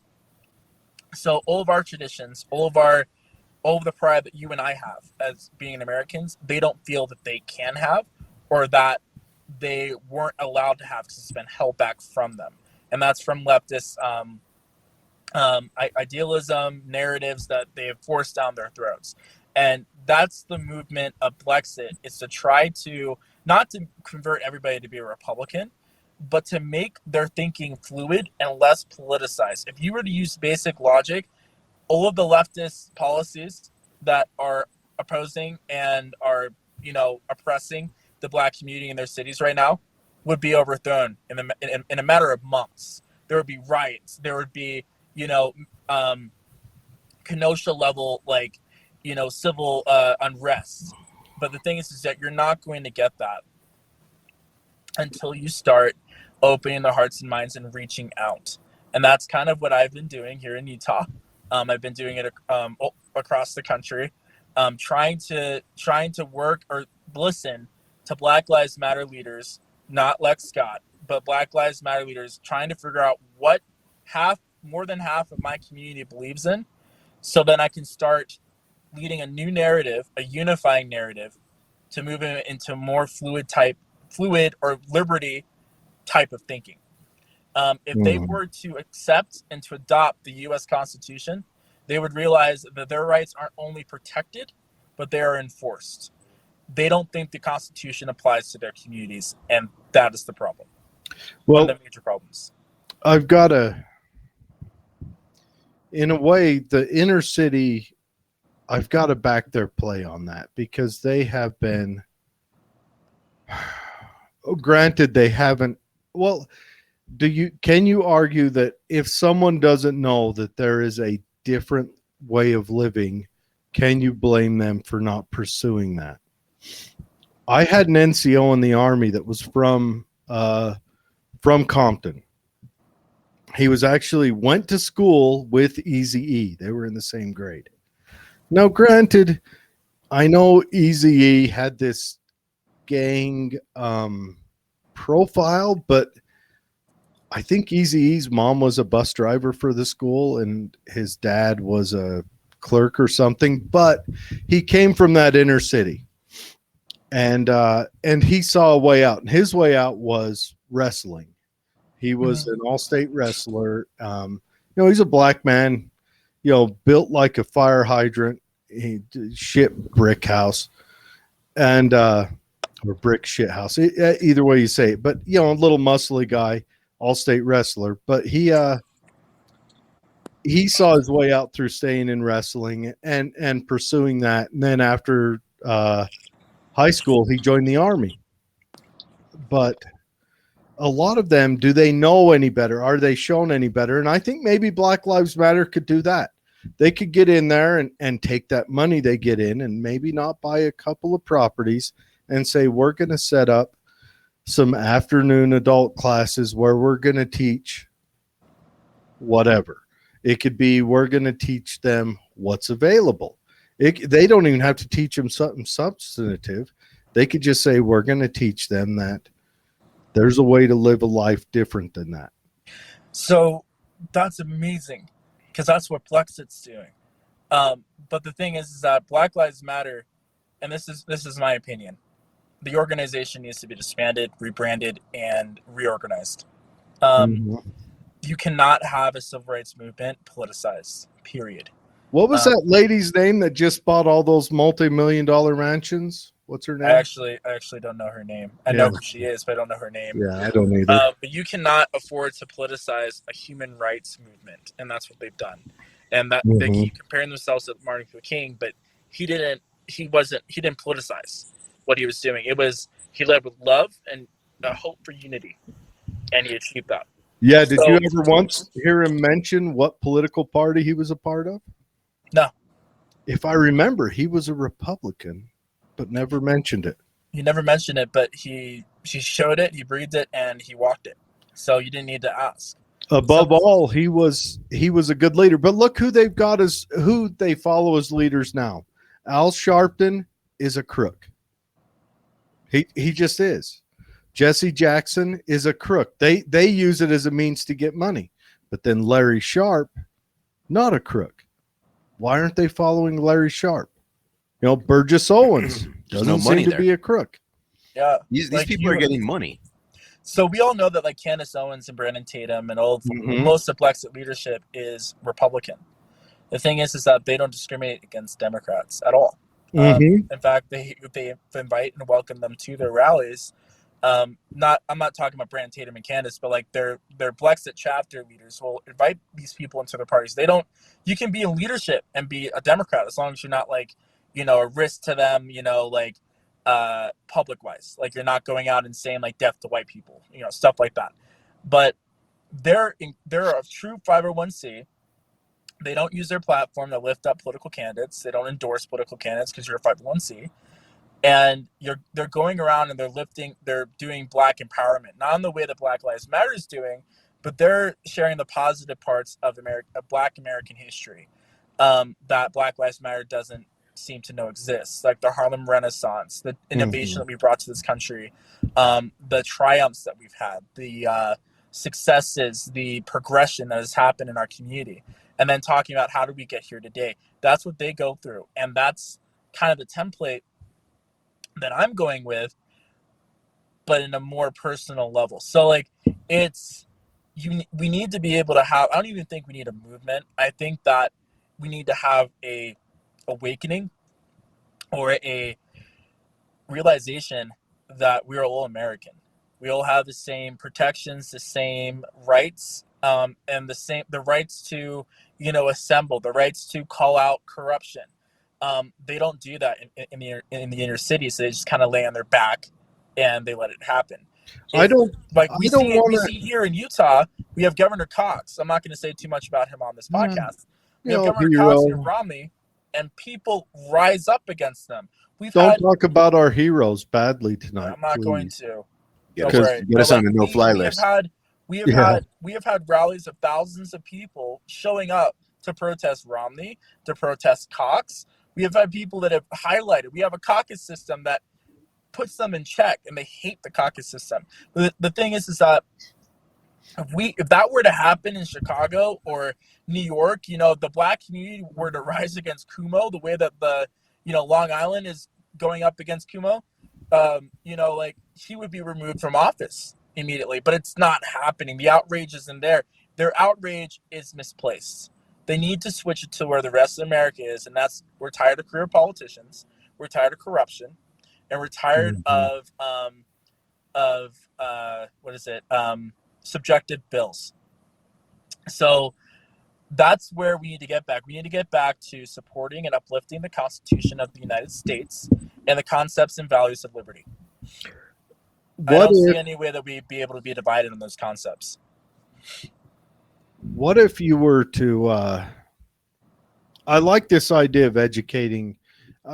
Granted, in Utah, we don't have a lot of slums or ghettos, at least not of ethnically majority slums or ghettos, because Utah is, I don't know, maybe it's look at West Valley. If you look at West Valley and up north near Ogden, you'll find a lot more minorities.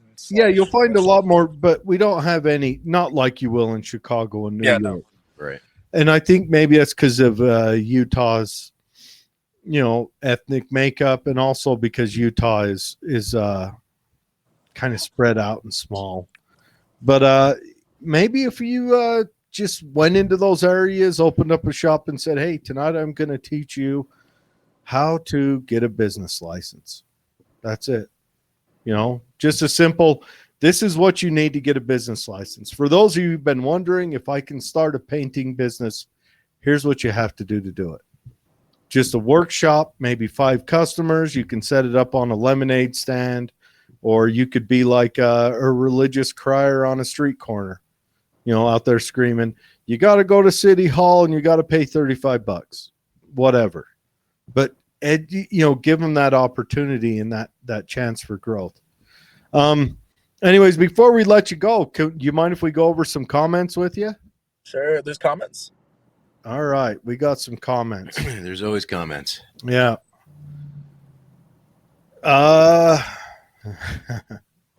Where are we at? So right now we're going to go through some Utah or some YouTube comments. Sorry.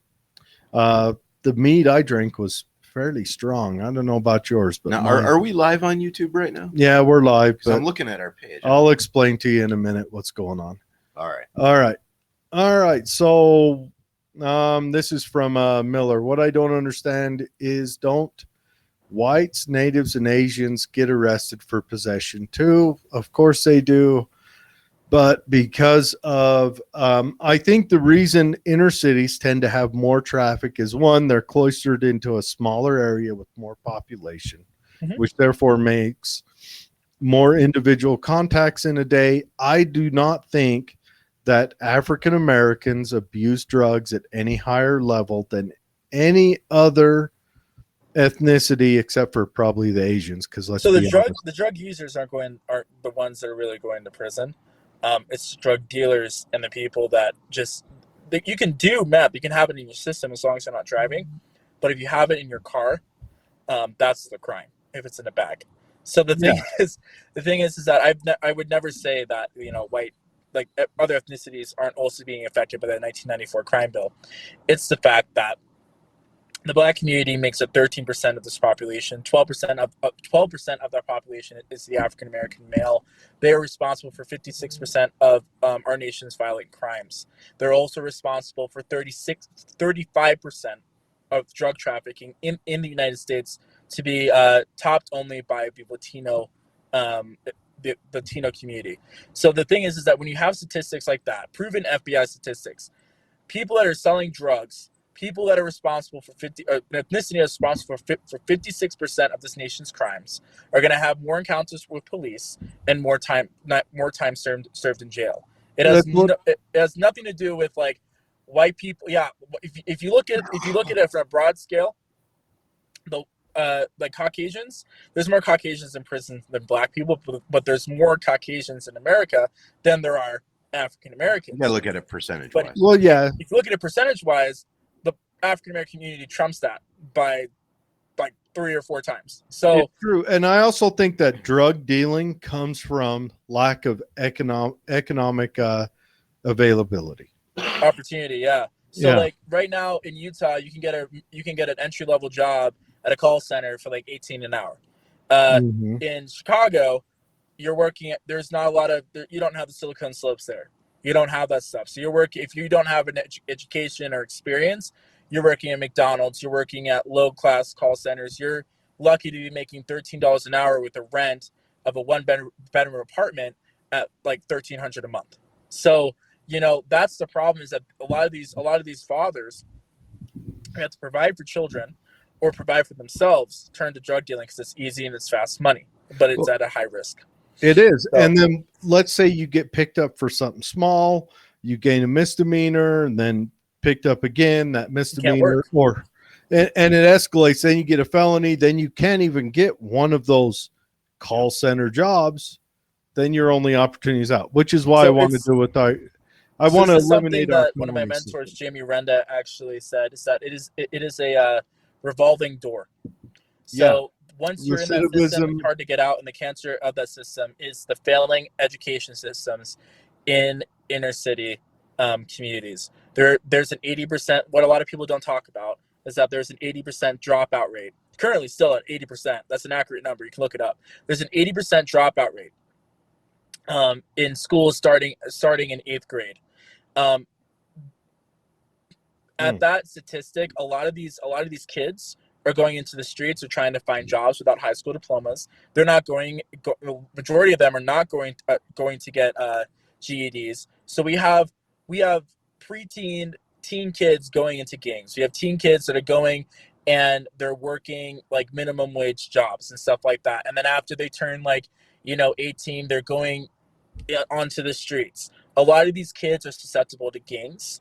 Who a lot of these gangs turn into father figures, because again, the father is out of the home, and then you create that revolving door where it's hard for them to get out of it.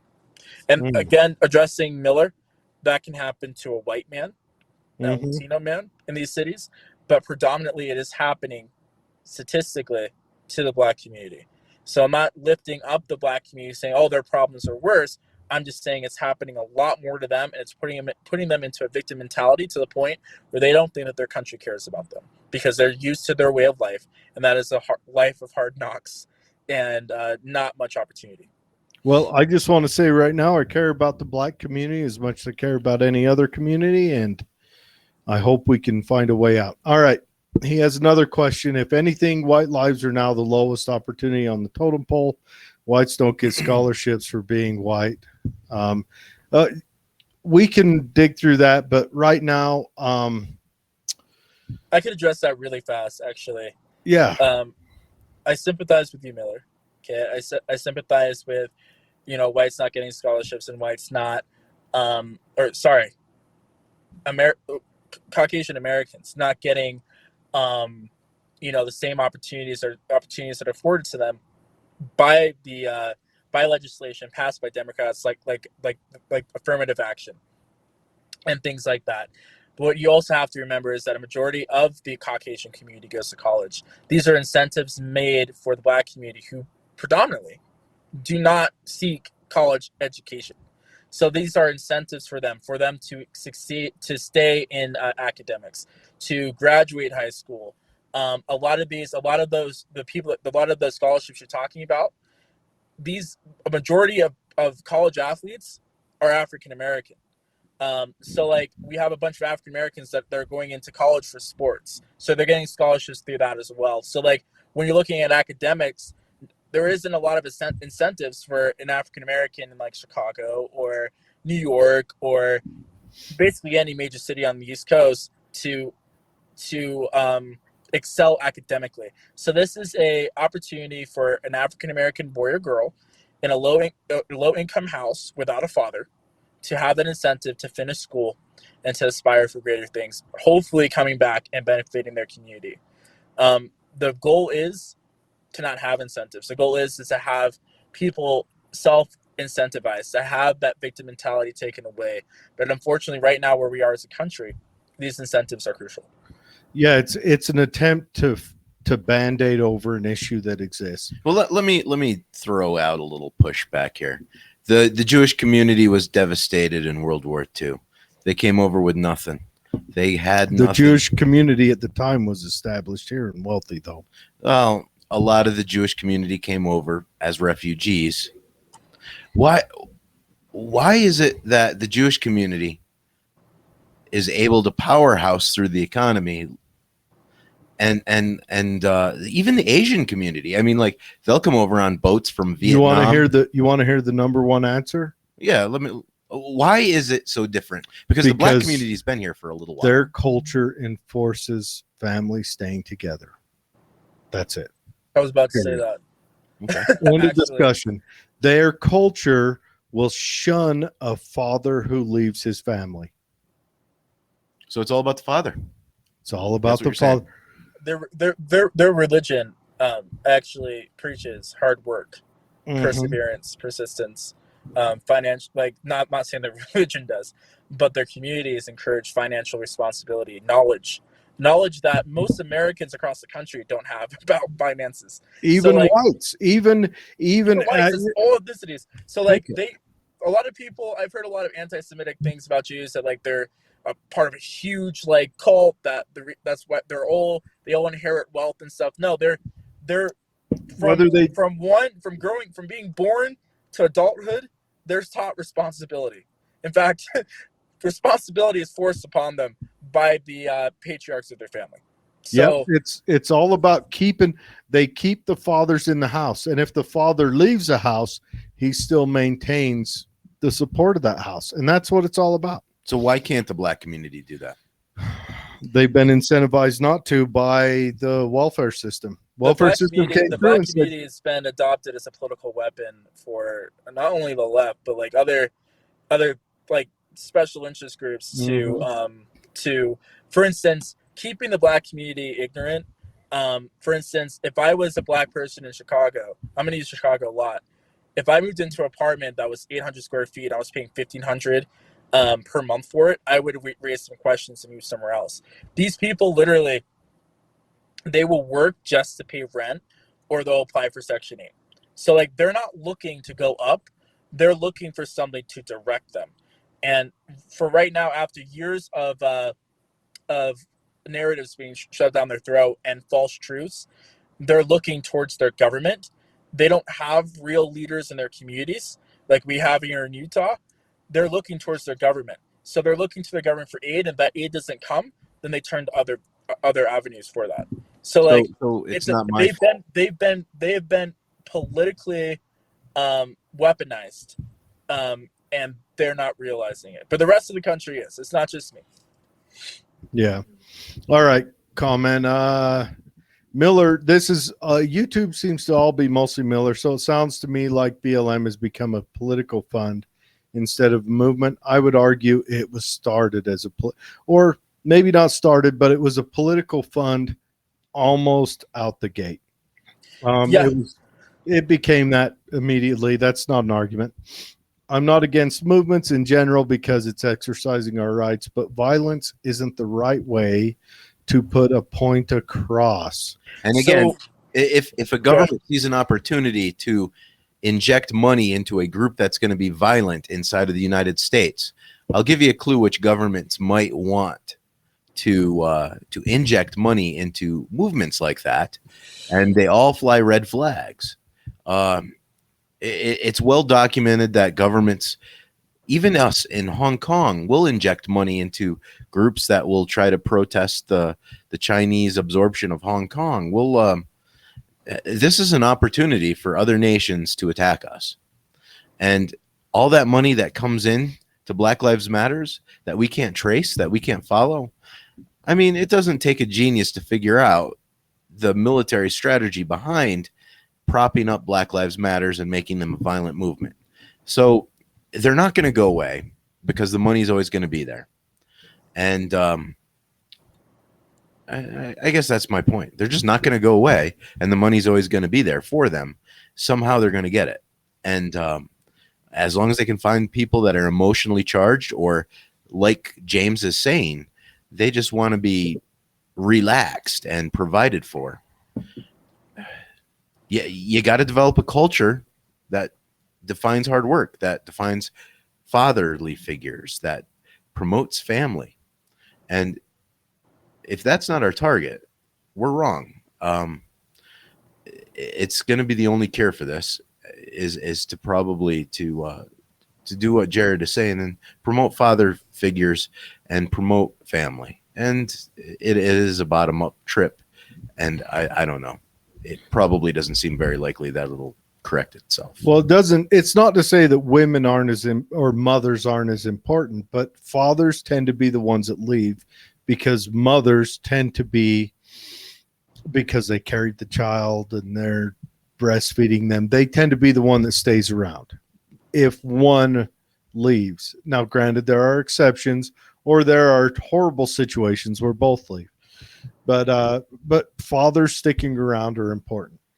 He also says, well, anyway, so my point, the violence, I agree. Violence is not the answer, especially because when BLM movements tend to have violence appear, I, for one, kind of believe that a certain amount of them, I don't know how much, and I can't speculate now, is committed by white Antifa trying to get their communist point across, where the people in the movement may not even be thinking on the level of communist or capitalist. They're just thinking of the level of, we have an issue. But that violence where they burn down a structure is done in the poor community that needs the help. It's never the IRS. Okay, let's keep, we got to burn through these pretty quick. We've had James on for quite a bit. We need to let him go. He's got to get home to his family. You can see the sun going down in his background. Sun's gone. Sun's gone. He's running on Carla.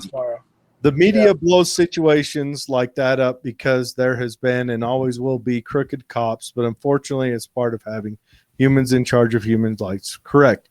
I think we need to draw back on the amount of laws we have to where the interactions are kept to a logical course. We need to make it so that we're not interacting on all levels. One change can ruin someone's life in 24 hours. Correct. Holdwich brother is, okay. He's asking about the wine. This is Eric's wine. Eric just retired from the United States Army last year, and he's gone into keeping his brother nice and drunk. And thank you for the beverages, Eric. Dude, this wine is good. Eric, if you're listening, this wine is fantastic. He worries about your car battery right now if you don't start it soon. James, how old are you? 24. 24. Jesus Christ, you're even younger than your brother. And well, I'm glad that you have taken the time to educate yourself prior to getting in there. Too early for duck hunt. Rose Park.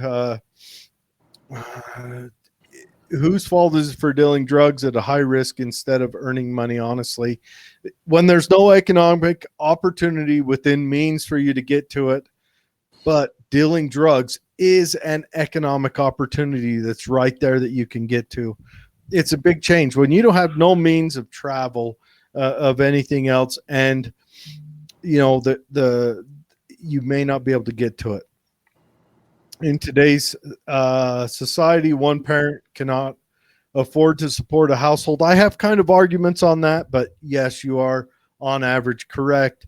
I believe if you formulate your life, excuse me, too much alcohol, around that, you can make that happen. I know lots of men that I work with. I actually do it myself, although I don't have a wife, but if you want a certain status of life, it makes it harder. But if you are willing to take a different status of life, you can make it happen. Invest in Bitcoin. It'll change your life in 6 years. Dogecoin. All right. Dogecoin. Just kidding.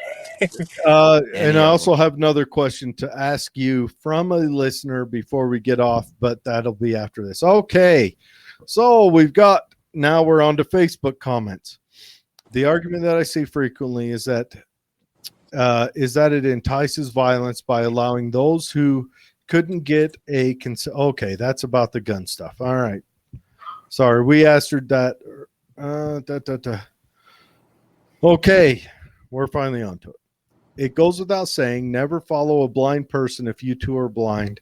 These people follow him without ever seeing what the hell he was about. Who's that? About John. Who's that? That's Betsy talking about John. I knew that was Betsy. Okay. Betsy is actually my sister. Really? Yes. What does James know about John's charges and current legal affairs?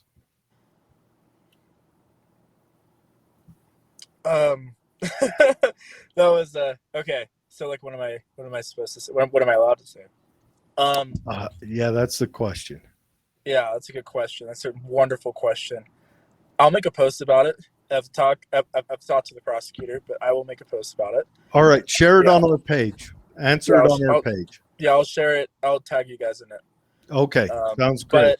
But right now, what I can say is that there's several other Antifa members that weren't directly associated with John that are being charged with different things at the Capitol.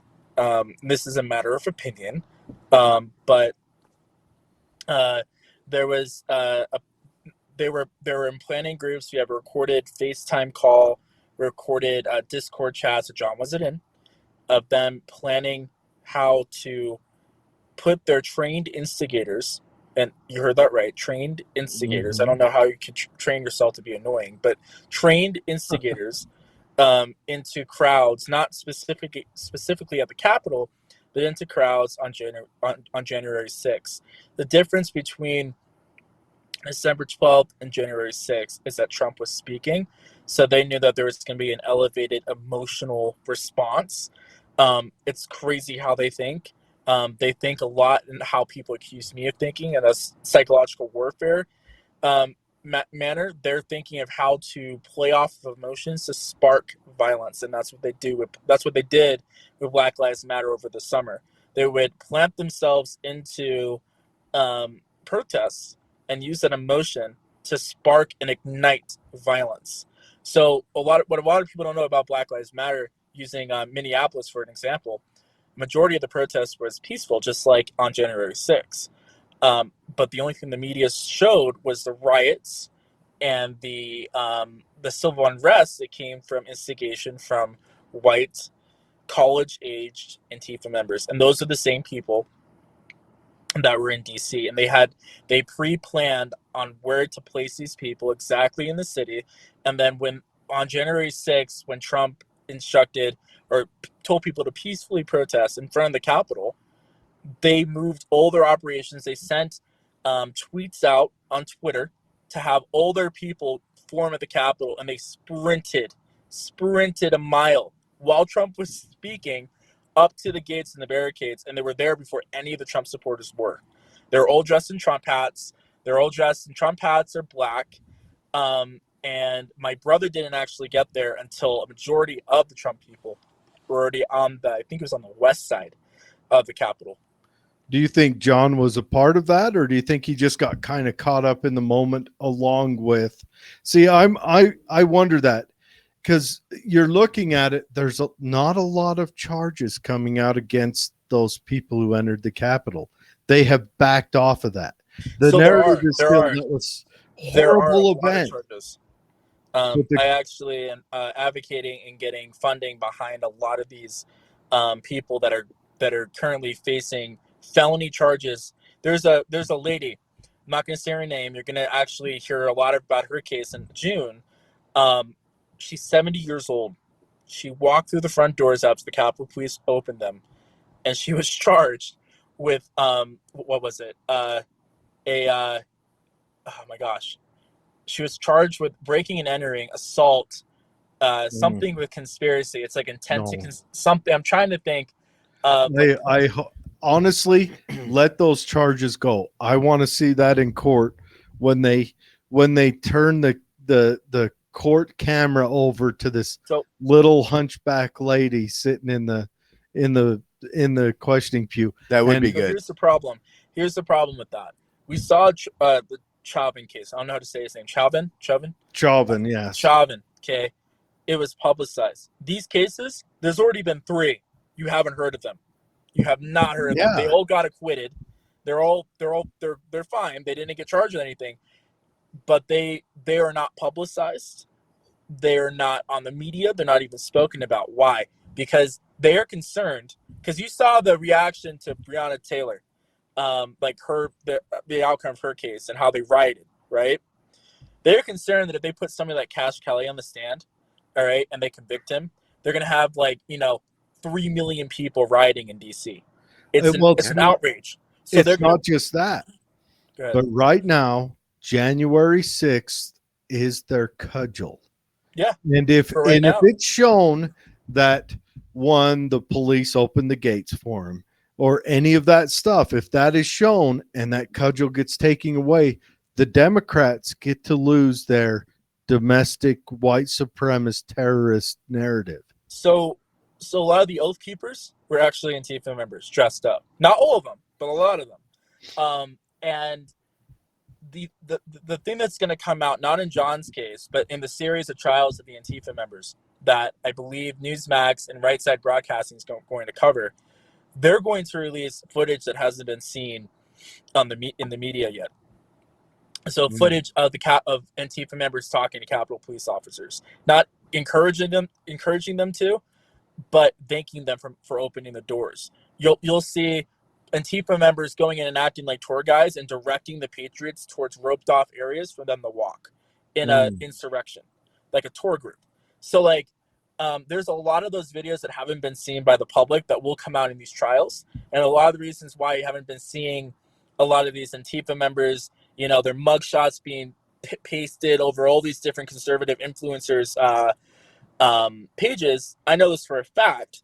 It's because they're saving it for the trial. They want such a shock factor that not only Republicans but Democrats, moderate Democrats, will say this was a setup. This was absolutely set up. They want it all at once, and they want to push it in the faces of America, and it's going to be phenomenal. I've seen a lot of it.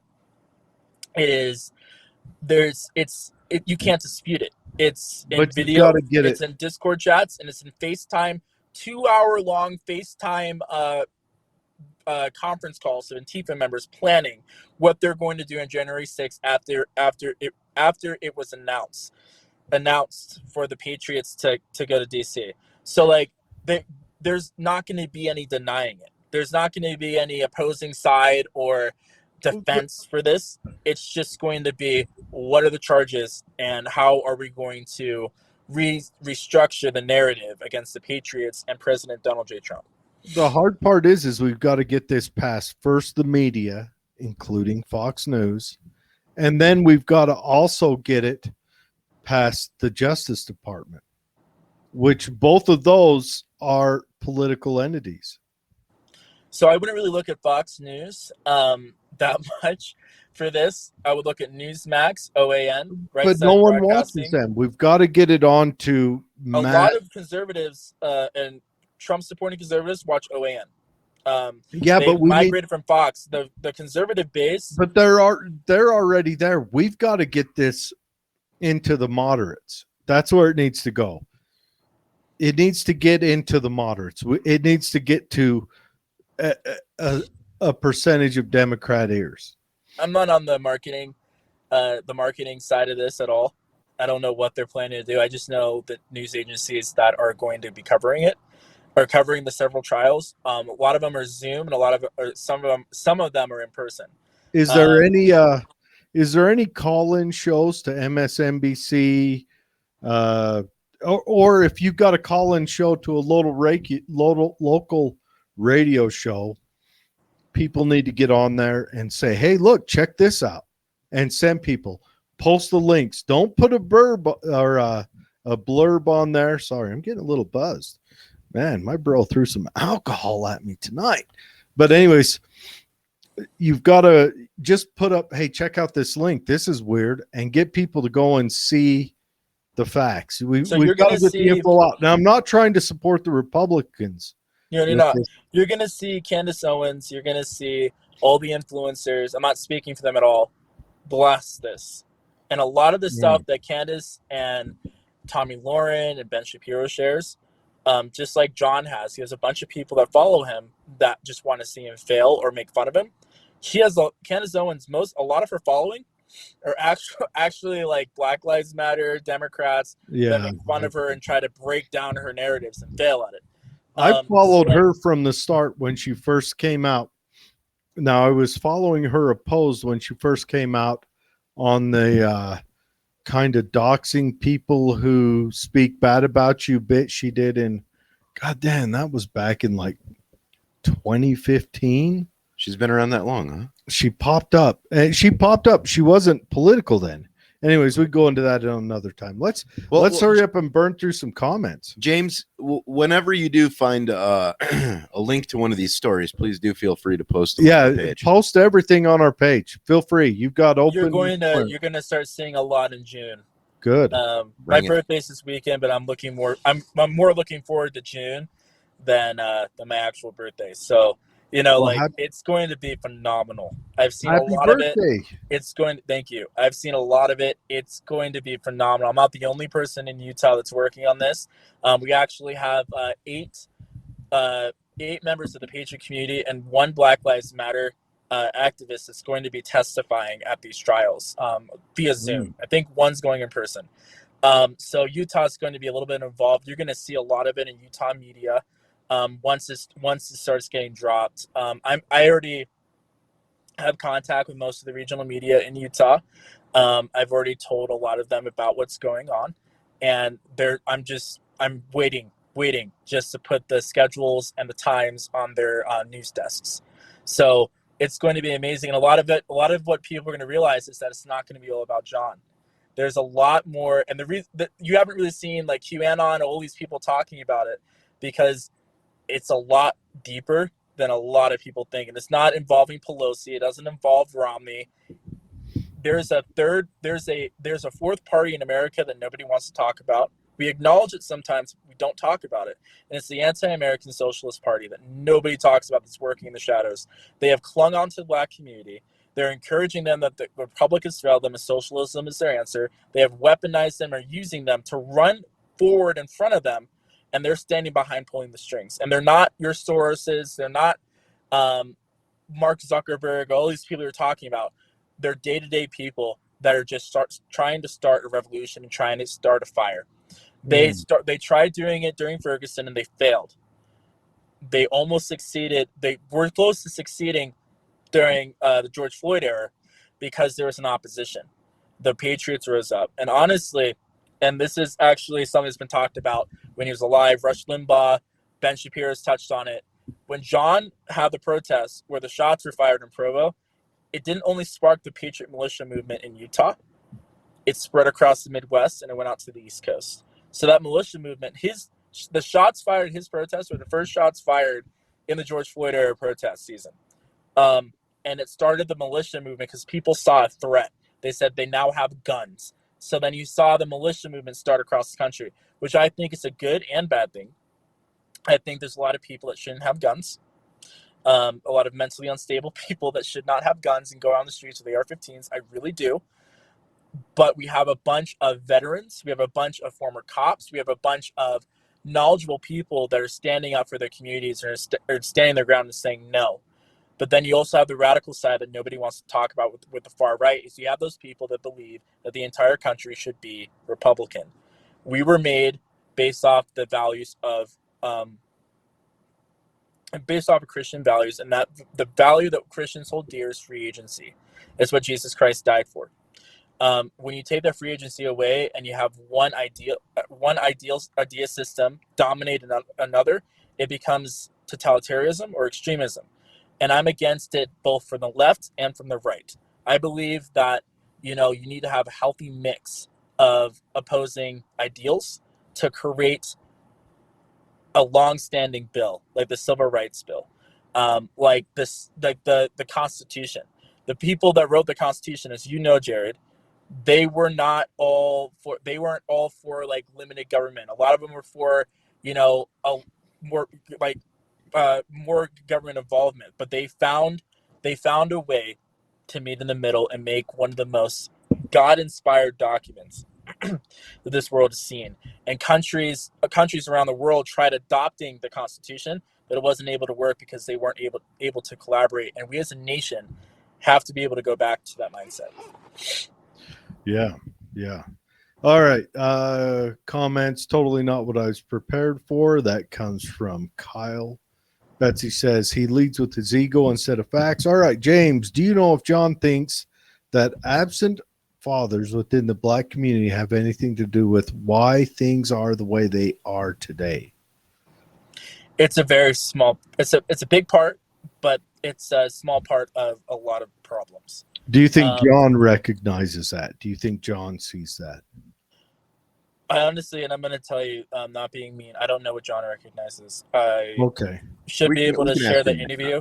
I should be able to share that documentary interview pretty soon. The documentary has gone up for sale, I believe. So I'll be able to like start putting out some like spoilers and some different ads and stuff for the documentary. It's going to be in theaters across the country. HBO Max. You're going to be able. It's more about John. They sent 2 separate teams to follow us, so it's more about John. And I don't really care about that because it lets America see into the mind of somebody who's been completely manipulated by mainstream media and leftist ideals. So like, I'm happy that the documentary is mostly about the way that he thinks. I think like 60 more than an hour of it is just them following him around and him talking about what goes on in his twisted mind. So like, you'll be able to see a lot more of John, the real John, in that documentary. I haven't seen his side. I've seen little snippets of it, but what they've told me is that they're trying to display of how mainstream media can divide not only the country but families themselves. And you're going to be able to see John's thought process. Try to maybe have your own perspective of what he believes. But yeah, no, I don't think that the African American father being out of the home is one of the big problems, but there's a lot of small problems that have been overlooked. Legislation that has led up to that we have to address, and it would be a lot easier to fix poor legislation, to vote corrupted people out of office, or people in office that have been in there for years that haven't done anything, than to convince African American man to stay with his family. It's a domino effect. You fix one problem, other problems are going to start being fixed. Well, and also any issue we deal with today, we won't see the effects for 20 years. Yeah, just like when they took lead out of gas. We're going to have John back on. I want to continue to push John, and I hope John is listening right now. John, I want to be your Sifu. John, can you imagine your face is going to be on the big screen? I mean, who would have thought? Like after all this, it comes down to. Aside from that, documentary. I want to educate John. I want to open up his mind. I want to expand his horizons. Even if he doesn't follow me, I want him to understand my point of view on how these government regulations are damaging the community that he cares for.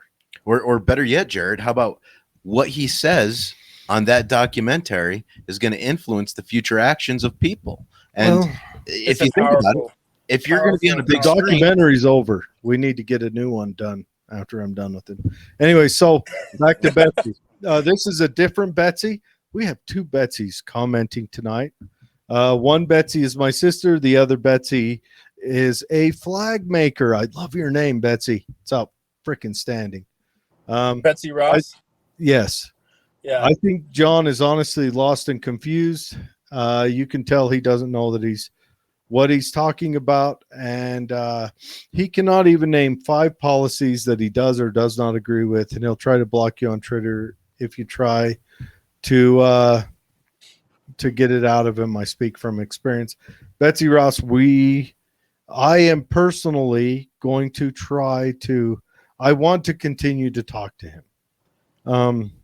I want to educate people in that community because, I want to see that community succeed through growth. When they say also all rising tides or all tides float boats or whatever, I am fucking drunk. Something with a full moon. Yeah, but anyways, I want to see them rise up, but I believe in hard work. I am an anarchist. I am a voluntarist. I believe that liberty means freedom with responsibility. That is my belief. I believe that you can only obtain liberty through your exercise of responsibility. That liberty is an earned project, not a given project. All right. Well, Betsy also says, well, if he went to make money, he succeeded. Yes, he did. And I'm happy for him. And The side of it made money. Yeah, I hope that he can take, even if he takes a little message and delivers it in there, which is why you're going to send me that information on the Ogden BLM lady. I want to chat with her. Yeah, we'll reach out to everybody involved. She's tried reaching out to John as well at the beginning too, but she'll tell you a little bit more about that. I'm not gonna. I don't want to take our contacts, but have her come on the show. We'll start a BLM too, and it will be a successful movement. Not focusing on local races is a problem everywhere. Clearly, it's a problem here in Utah too. Yes, that's right, Betsy. Betsy Ross, the flag maker. Yes, you need to focus. The president means nothing. We need to draw our attention away from them. We keep giving them power. Pretty soon we're going to have a goddamn dictator. Ignore the president. Focus on your city council, on your mayor, and then on your state senator, and then on your governor, and then maybe pay attention to your congressman or your state or your federal senator. And it's hard to focus on these local guys because, the media is not going to be focused on them. They're going to be focused on the people on the top. And just like you said, Jared, the media will focus and shine on them until they are in absolute power. Yeah. If we let that happen. Yeah, we got to, and they're drawing us to that. I know a lot of people idolize Lincoln. I think Lincoln destroyed the idea of a voluntary republic. That's my own beliefs. I think that there would have been better ways to end slavery. But that's just my own beliefs. Other Betsy says Stockholm Syndrome. Zach Dunn says, go James, boo John. And we made it to the end of the comments. We are there. James, give us a closing. Cut it. Let's go with 3 minutes. Blow the goddamn channel up. Make it happen. I'm not gonna blow the channel up. I'm working on a couple of different things. I'm moving a little bit away from the Utah Patriots. Not from Patriots, but from like the Utah Patriot movement. I'm noticing not everybody. This isn't for everybody, but I'm noticing that a lot of the people there, there's a lot of good leaders, but a lot of these leaders have become self-obsessed, self-identifying, and it's not about the Constitution anymore. It's not about coming together as one people. It's about how high can they lift themselves. So I'm actually going to be potentially, and joining to lead a larger, more national movement in the state, a chapter in the state, to try to bring forth the unity that we need as Americans. And I've already talked about it in this chat. I'm talking with them now.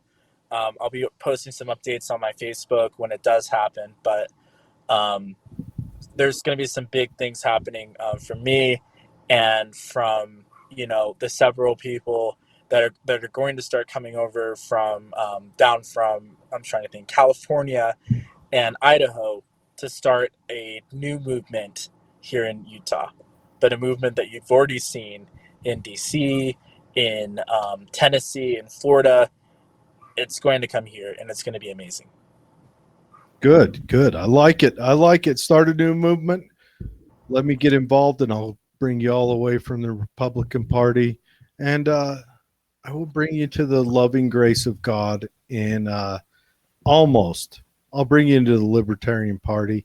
You don't have to come all the way to my side at the anarchist side, but I think it's time to walk away from the two existing parties, because if you look at it, the Republicans there, they are a governor on the progressives. What the progressives, what the psychopaths say today, the Republicans will support in 5 years. And it's time to wash both of those away. We need to move to liberty. We need to release regulations. We need to ease up on laws. We should only have actual crimes as laws. Physical property damage type crimes, Yeah. violence. Yeah. That's a crime. Selling cigarettes on the street. You shouldn't. Not a joke about crime. that. Not a crime. The DABC, that's a mafia. It's a socialist mafia. So if you are a God-fearing Mormon out there, and you think the DABC is really something that should be in our culture, you're supporting socialism. There's a lot of things in the Republican Party that I think we should focus on. Yeah. We got to clean ourselves up in order to really tell other people to wash. I was a Republican up till about 10 years ago. And then I moved to the Libertarian Party. Well, no. 16 years ago, up until Ron Paul's run. And what he said brought me out of it. And then it kept furthering. And then as you educate yourself more, you understand that even a limited government is not an answer, because how does our Constitution was written to limit a government to the most limited it could be. And now we are the biggest, wealthiest, strongest government that has ever existed.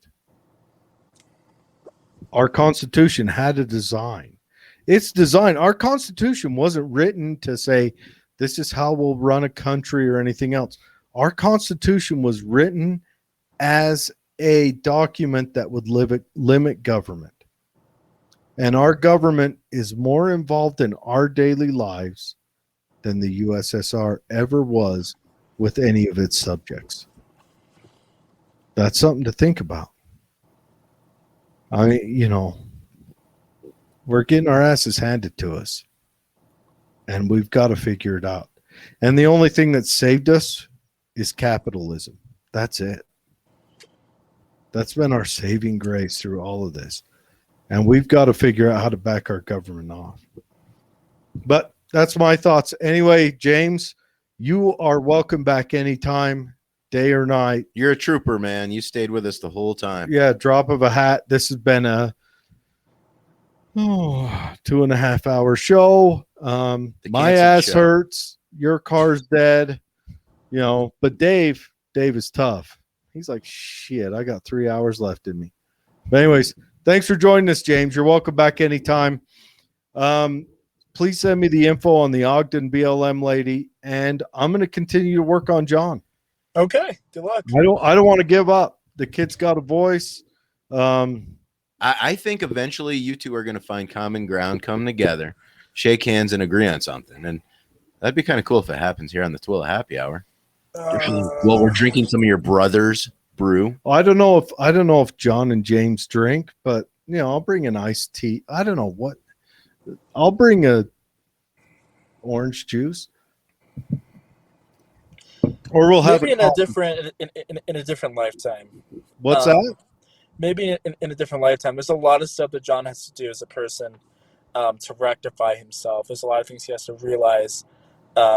Stepping down for a little bit, like I stepped down for a little bit recently to recollect myself and to decide what I want to do going forward. And I found that he needs to be able to do that because he was arrested once, didn't learn from it, and then he went in without credentials, posing as a reporter, got arrested again, said that he was a victim, that he was a reporter and he should have been there, didn't learn from it. So he's making the same mistake over and over and over again.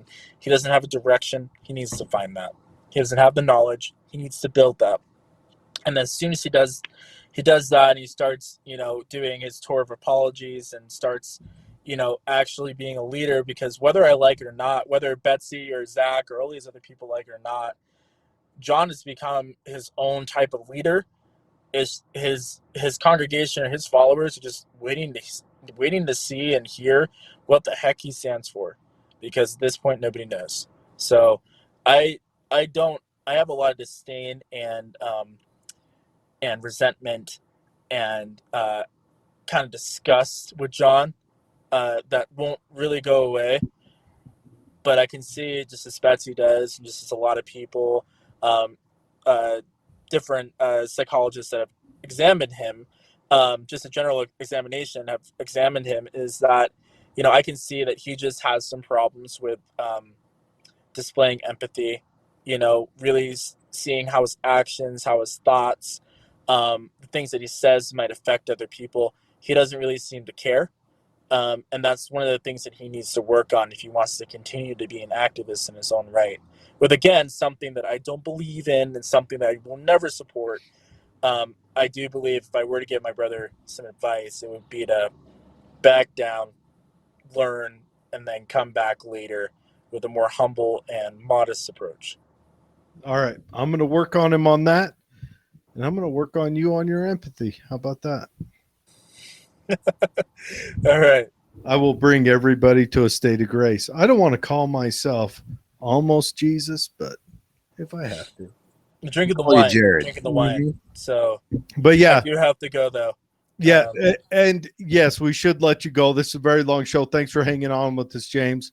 You are, of course, always welcome back. Anytime. Drop of a hat, you let us know. We'll set up a show just for you. Okay. You've been you've helped us out on ratings, but also You don't bail on us. You bring a message that I dig. I really I have personal reasons for wanting to reach out to the Black community, but also I think it will be the savior of a civilization to bring the communities all together and to erase the need to signify whether you're black or white. I don't give a shit what color you are. Some of my personal heroes are darker skinned than me. Walter Williams, Thomas Sowell, Emmett Till's mom is above and all a personal hero of mine. I don't care what political party she was a part of. Her gall to put the pictures of her son in Jet magazine, I think is an amazing move. She did that on her own. She was a woman when people underappreciated the feminine mind. Yeah. Anyways, thank you very much, man. You have a good night. We will You too. talk to you soon. Take care. All right.